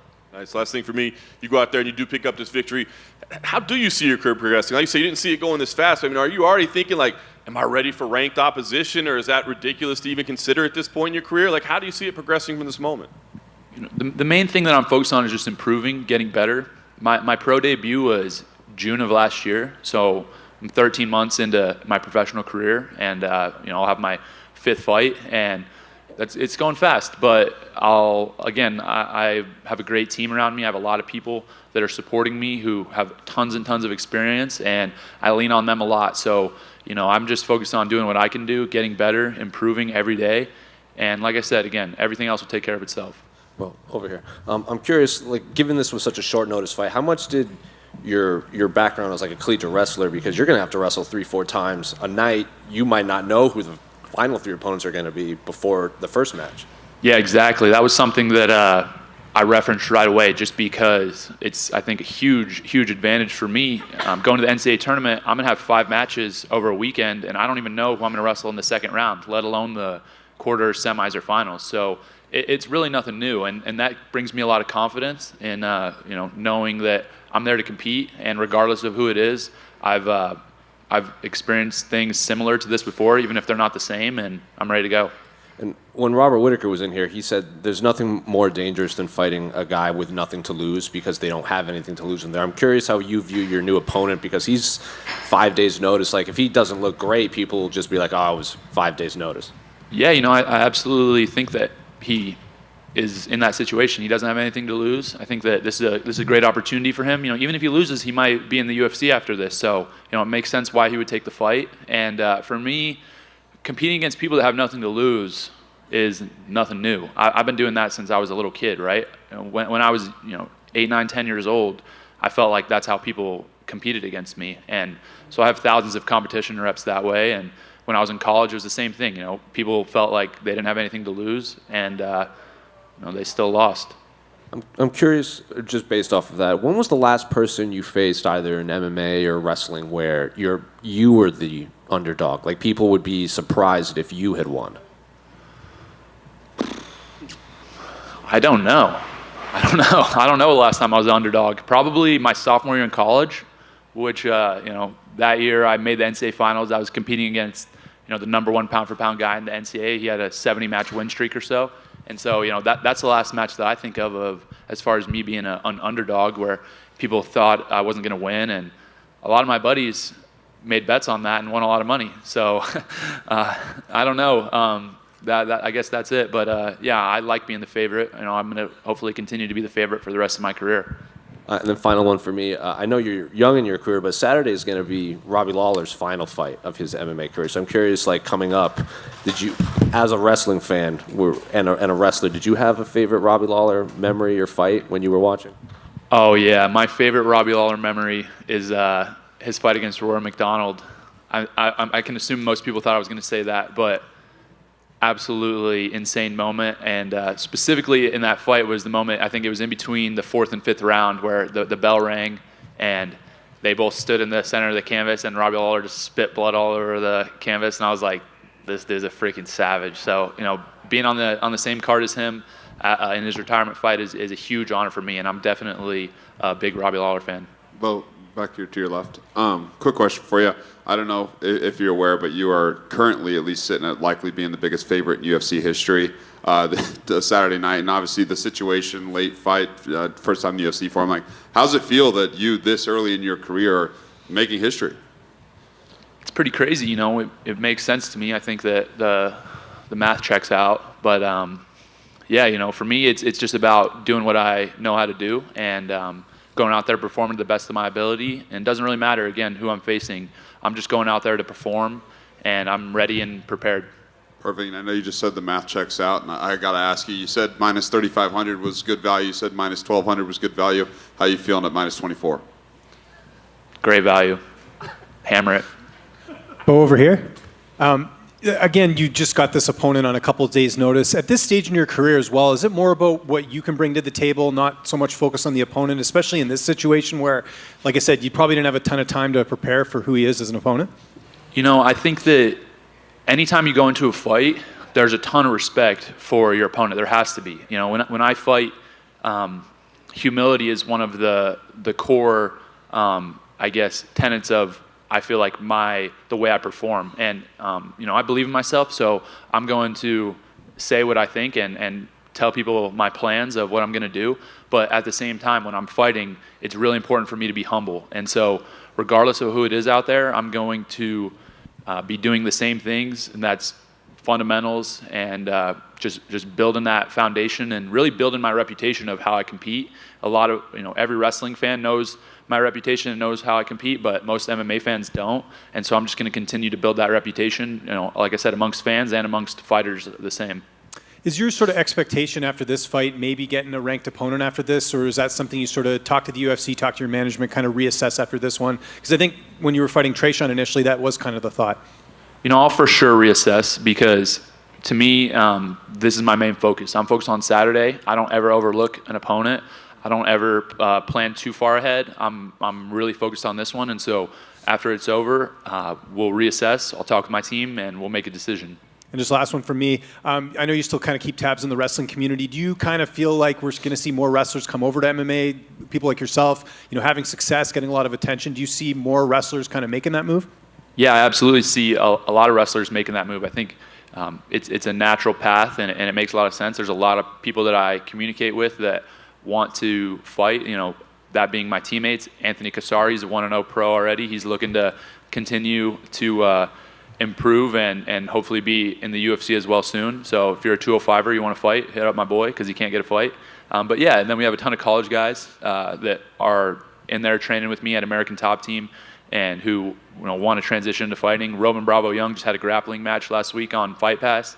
So, I think that we're going to continue to build, and I'm going to continue to do my thing. And I want to be a team, right? Like, I like having people around me that are like-minded, and so I want to bring a new team into MMA and, perform well.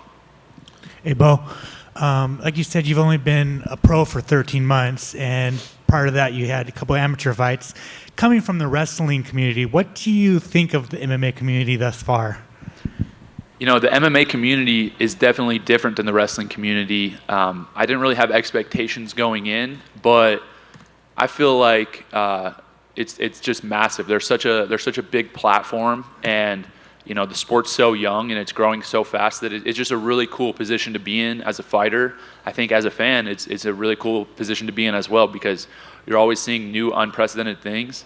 And so, you know, I think that obviously I have the support of the wrestling community, and you know, hopefully I continue to perform well and gain more support from the MMA community.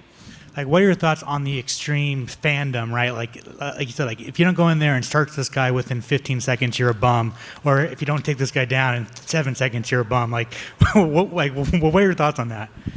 It's interesting. It's a really interesting perspective to have because, you know, most people that are saying these things have never fought, never trained, never performed in any way, and so they really can't relate. So for me, there's no judgment going towards them because there's no basis or foundation of their ability to relate to that situation. So I want to, you know, meet them where they're at with grace and understand that, you know, that's their mindset. And for me, it really there's not much I can do about that besides, you know, be friendly and compete to the best of my ability. Hopefully, put on a show and educate a little bit. Talk about your love of archery. You've really become a big fan of it, and it looks like you're improving quite fast. How'd you get into it? You know, I have my family were big hunters, my dad, my grandpa, and that was something that they were always really interested in. But when I was really young, I started doing well in wrestling, and unfortunately, wrestling season, hunting season overlapped. So I wasn't hunting a lot growing up, and when I retired from wrestling, I realized, you know, I have a lot of time on my hands. I can set my schedule the way I want it to be, and so, you know, I thought about getting a bow and starting to get into archery hunting, and I've just really enjoyed it. I think that everything about it really speaks to me, and you know, the discipline, the commitment, the technique, being able to go hunting and bring home meat for your family, you know, to support them and stuff is such a cool thing. And so for me, that's something I'm going to do as long as I can for the rest of my life. It's definitely something I'm really enthusiastic about. And yeah, anything I do, I'm going to try to get better at it and improve. And so, yeah, I'm always watching videos, studying archery, watching hunting videos and stuff like that because I just love it. Bo, just over here, at the back here. Just curious, obviously there's a big middleweight fight at the top of the card. Just wanted to get your thoughts on Robert Whittaker versus Dricus du Plessis, especially given the title implications as well. I think it'll be a great fight. I think both those guys have a lot of experience and, you know, have been able to have great performances. You know, I think that it'll be a good fight. I haven't really studied either of them a ton. I haven't watched a ton of film on them, so I don't feel equipped to have a prediction. But you know, I know both those guys are definitely very experienced, and I think it'll be, you know, an awesome competition. And just for the main event as well, between Alex Volkanovski and Yair Rodriguez, any thoughts on that? How you think that goes down? I think that I'm just excited to see two guys at the top of their game compete because I love competition. I love it would be the same thing if I saw the number 1 and 2 guys in the world at chess compete. It's just exciting to me because I love seeing excellence. I love seeing people perform at a high level, and that's what both those guys do. You know, they both, again, have a ton of experience and are able to do amazing things. So anytime that you match two guys up like that, it's going to be exciting. Thank you. Hey, Bo, back here in the back, in the right. You have a lot of wrestling experience, and you had mentioned before you've only started MMA just about 2 years ago. When you reflect on having the second pay-per-view opener of your career and it's International Fight Week and where you are now, what moment stands out for you most that you most appreciate?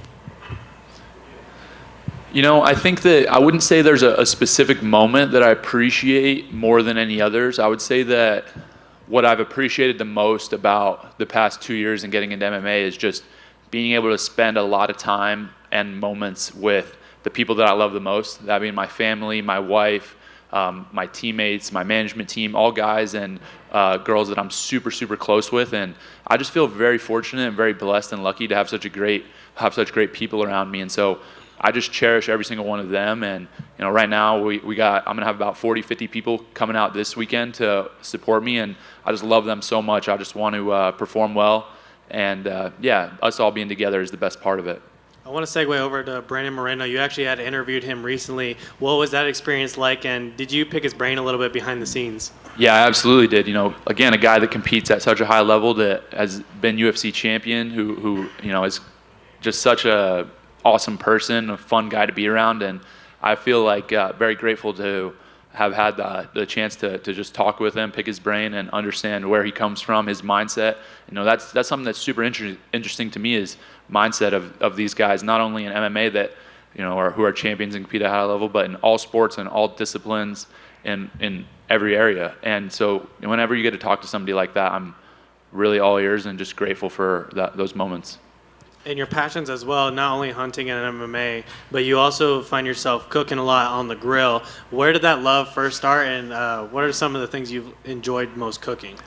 I grew up from 9th grade through 12th in Texas, and barbecue is just such a huge part of the culture there. And so my dad was always grilling, smoking meats, and that was the same. You'd go over to a friend's house on the weekend, they would do a brisket, and so that's just something that was really ingrained in me culturally, and something that I loved. And I think, again, what's the best part about that is it's not grilling the meat and not making something taste amazing, but it's who you're with. And so for me, being with my family, with my friends, the people that I'm close with, being able to share that with them, that's what I love about it the most.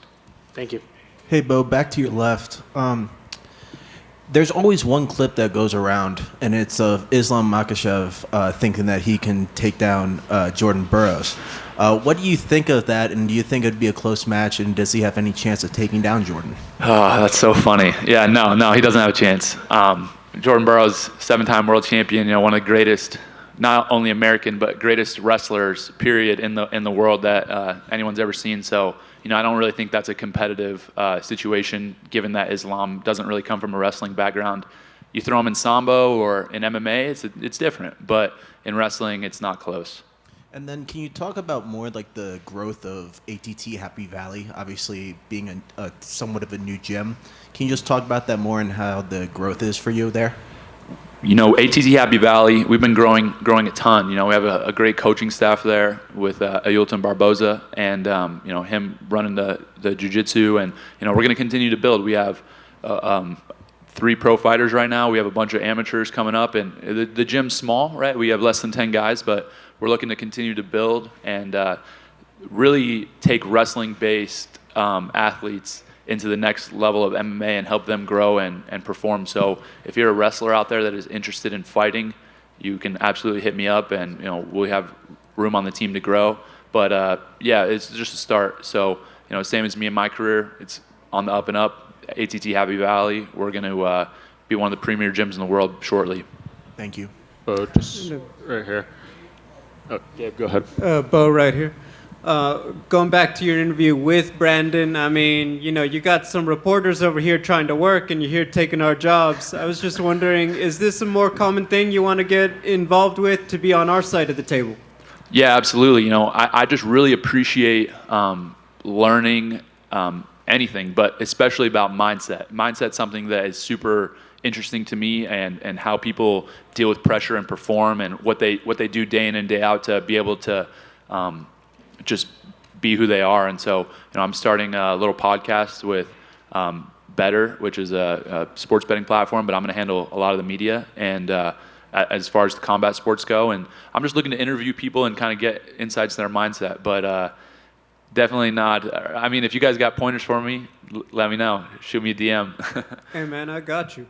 To talk about it, though, do you have any guys on your list right now that you'd really want to start interviewing first? There are a ton of fighters. I would love to interview, let me think. There's a lot, but I don't want to name names and leave people out. But, a few fighters I'd be interested in interviewing, probably, I like Corey Sandhagen, I like Sean O'Malley, I like Chito Vera. All those guys are in the same weight, too, which is really interesting. But anybody that's doing things at a high level, again, doesn't have to be MMA. It could be boxing, it could be music, it could be business. Those are the people that I want to surround myself with and learn from. Random question. Do you plan to grow out your hair again anytime soon? The hair thing is interesting because it takes a while to get it to where I had it, and it's a lot of commitment and effort. And I'm fighting and turning around pretty quick, so I don't really have time to let it get to where I want it to be. So I'd have to take some time off of fighting, but I don't know if I'm willing to do that, so probably not. Just last thing. First time a lot of us met you was last year at International Fight Week on Radio Row. You were coming by doing the interviews, and you kind of predicted this is where you would almost be a year from now. If we could ask you again now, where do you think you will be next International Fight Week next summer? International Fight Week next summer, I plan on, at minimum, being fighting ranked opponents and getting right up in there in title contention. And so, hopefully I can continue to get fights. The most important part about that is getting fights, getting opponents, getting the right opponents. But I think at that point, I will be closing in on my goals of, being UFC champ.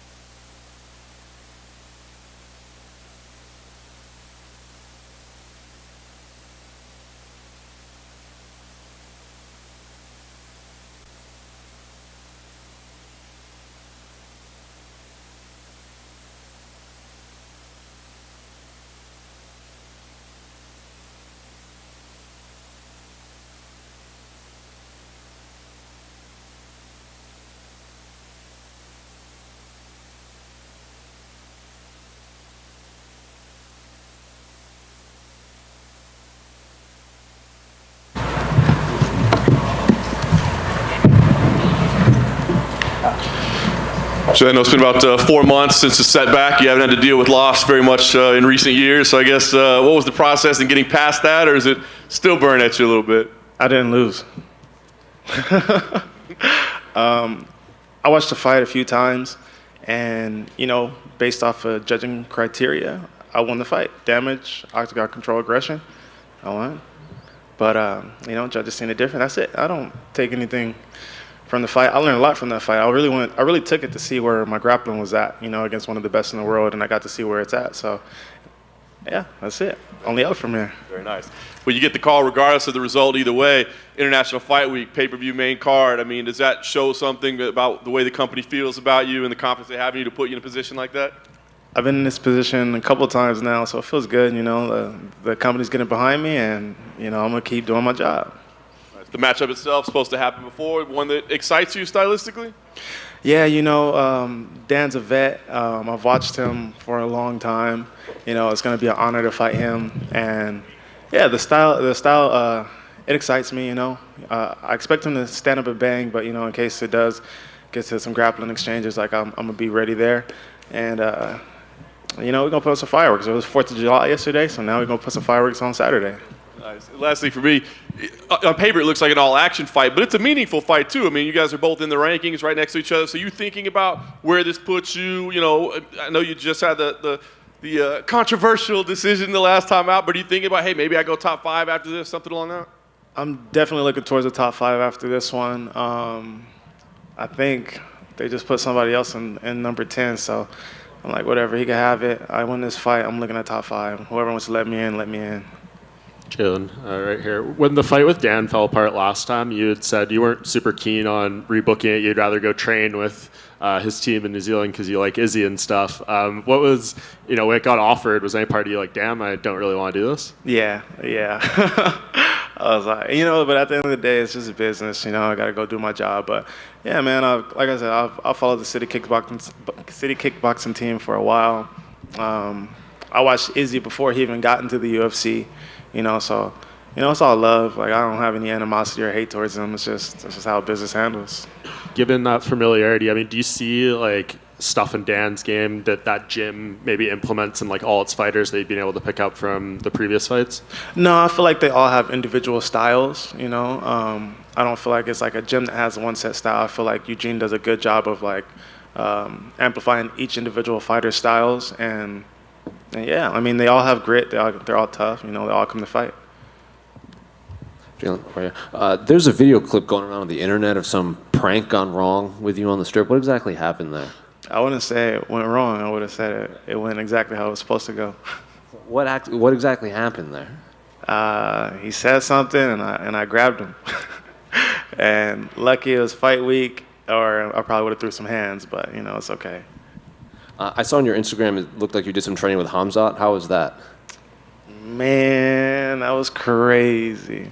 Hamzat's good. Hamzat is legit.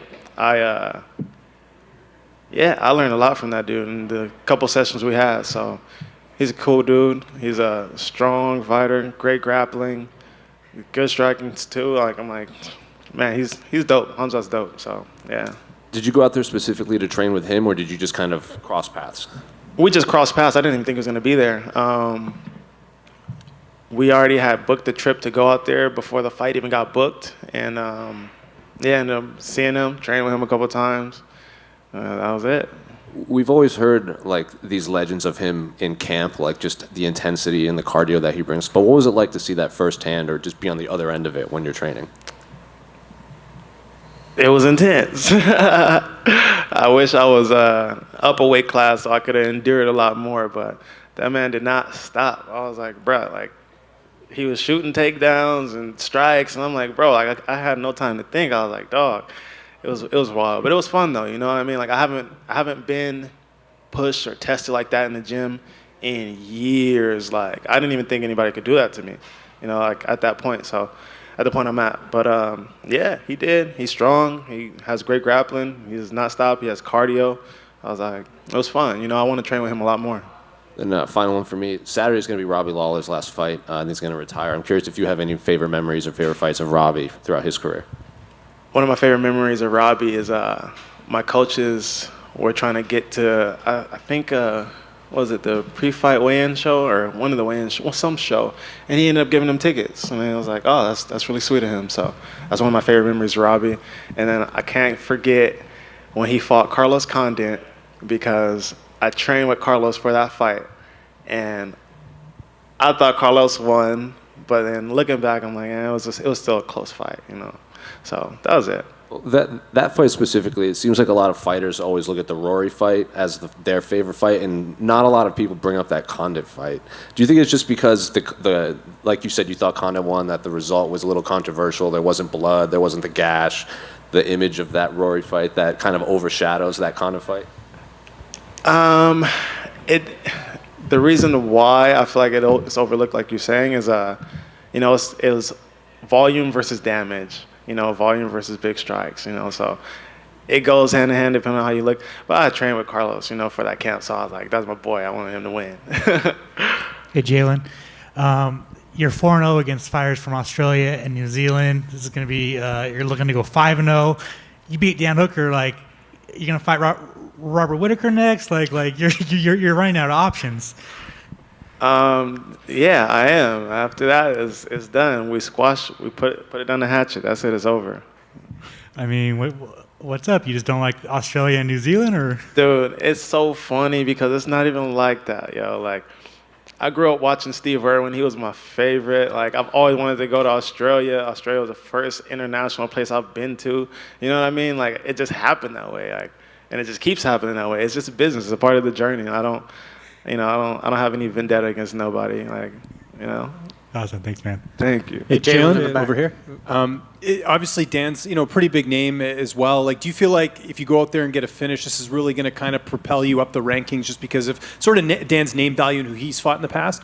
Ultimately, yes. That's exactly how I'm looking at this fight. You know, he's ranked under me, so I don't feel like it's going to do much in terms of rankings. But, you know, if I go in there, do my job, get the finish, make it look spectacular, you know, people are going to be talking about me. They're going to speak my name a little bit more. I'm going to put more butts in the seats, and, you know, it's going to help me knock on that top 5 door. You mentioned the fight with Gamrod. Did you find that you actually gained more fans from that fight? Because it seemed like there were a lot of people who felt like you should have got the nod in that one. Definitely. I got a lot of support after. I didn't expect, and you know, it meant the world to me. It meant a lot, and it really kept me upright in this fight game, you know, because I got real down about that one. But, you know, I just bounced back real quick, you know, seeing all the love and seeing how controversial. Honestly, I was so mad I didn't finish that man, dude. I was so, like, even if I did win the fight, I would have been pissed that I messed up my finishing record. So, well, I'll fight him again. I'll finish him. Gamrot's teammate Grant Dawson got a big win last week. I don't know if you caught that. I know he's below you in the rankings, but would you want to fight him at some point just because they're teammates? I'll fight whoever. You know what I mean? Like, my job is to fight. Like, I'm not. I mean, I'll fight him. I'll fight whoever. Like, okay. Y'all know this. Y'all already know. Like, I feel like that's always a loaded question, you know? No. I was just curious because it seems like rankings-wise it would kind of make sense. And just last one for me, you mentioned sort of the circumstances of getting to train with Chimaev. You guys were both there at the same time. Did you guys talk about training together again in the future, or would it have to, the stars have to align again, so to speak? Yeah, we talked about training again. I might go back out to Dubai, maybe August possibly. You know, I just want to get this fight done and see how my body feels, see how everything goes. But yeah, definitely, we're going to train again in the future for sure. Jailin in the back. You had mentioned before that Anderson Silva is one of your favorite fighters, and he's getting inducted in the Hall of Fame. For you, what was one of your favorite fights out of him, and what are your thoughts of him getting inducted? Dang, my favorite fight of his. There's a lot. I like a lot of his fights. I love when he fought Danny Amaya, and I love when he fought Forrest Griffin.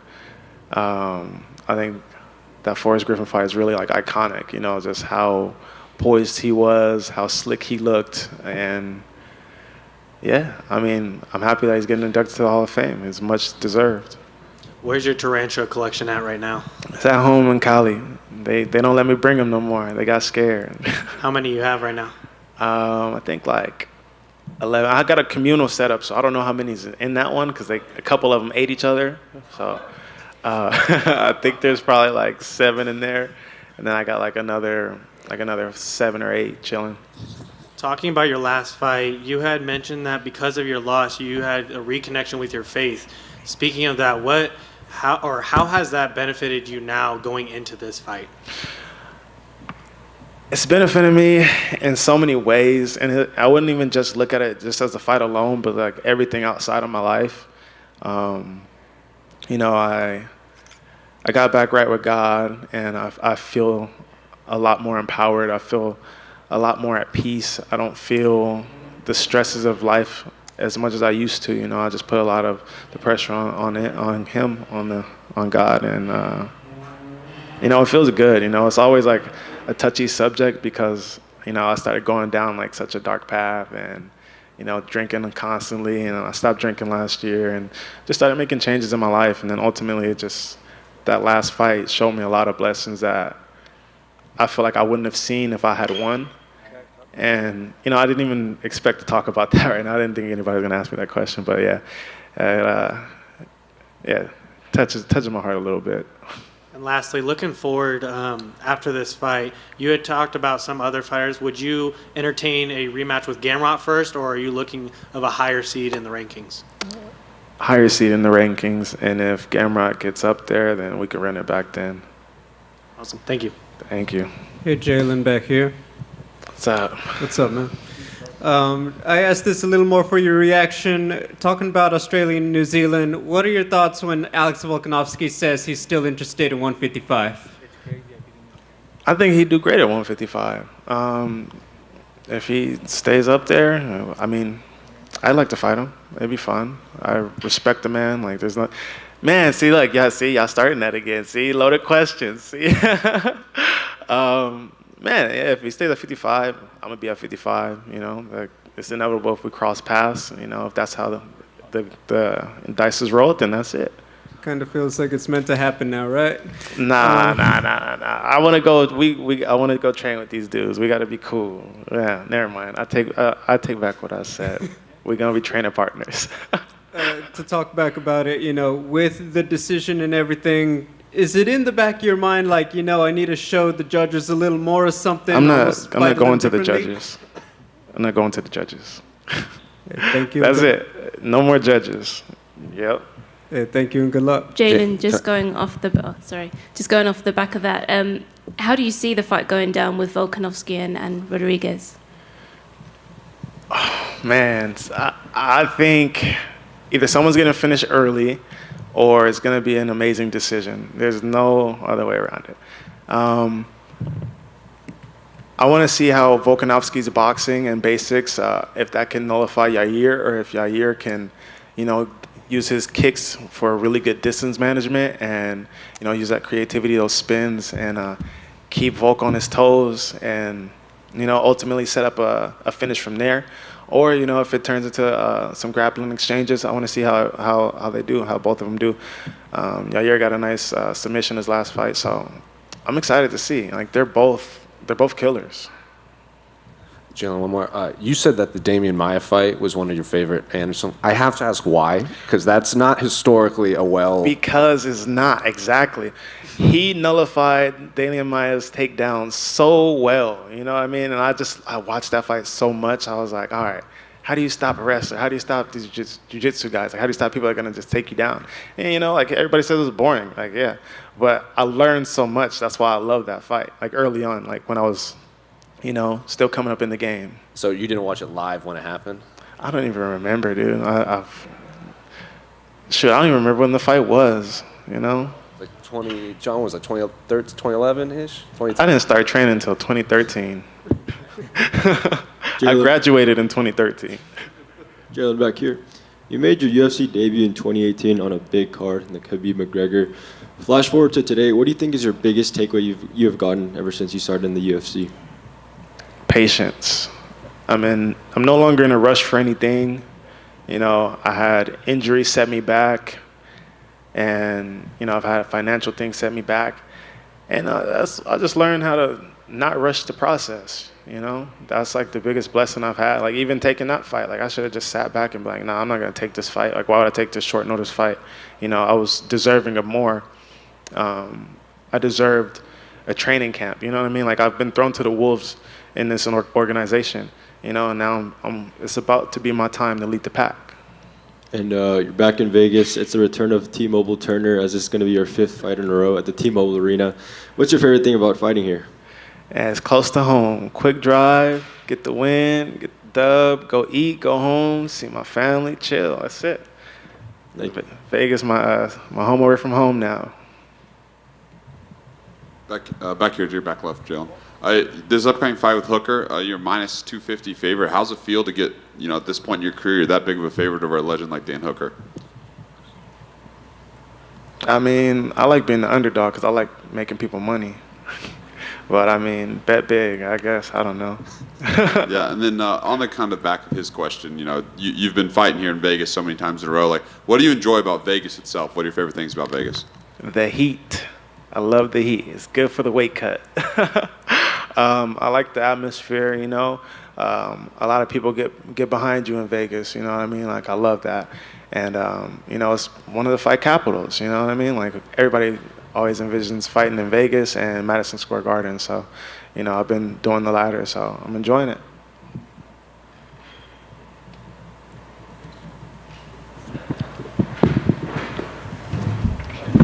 Guys.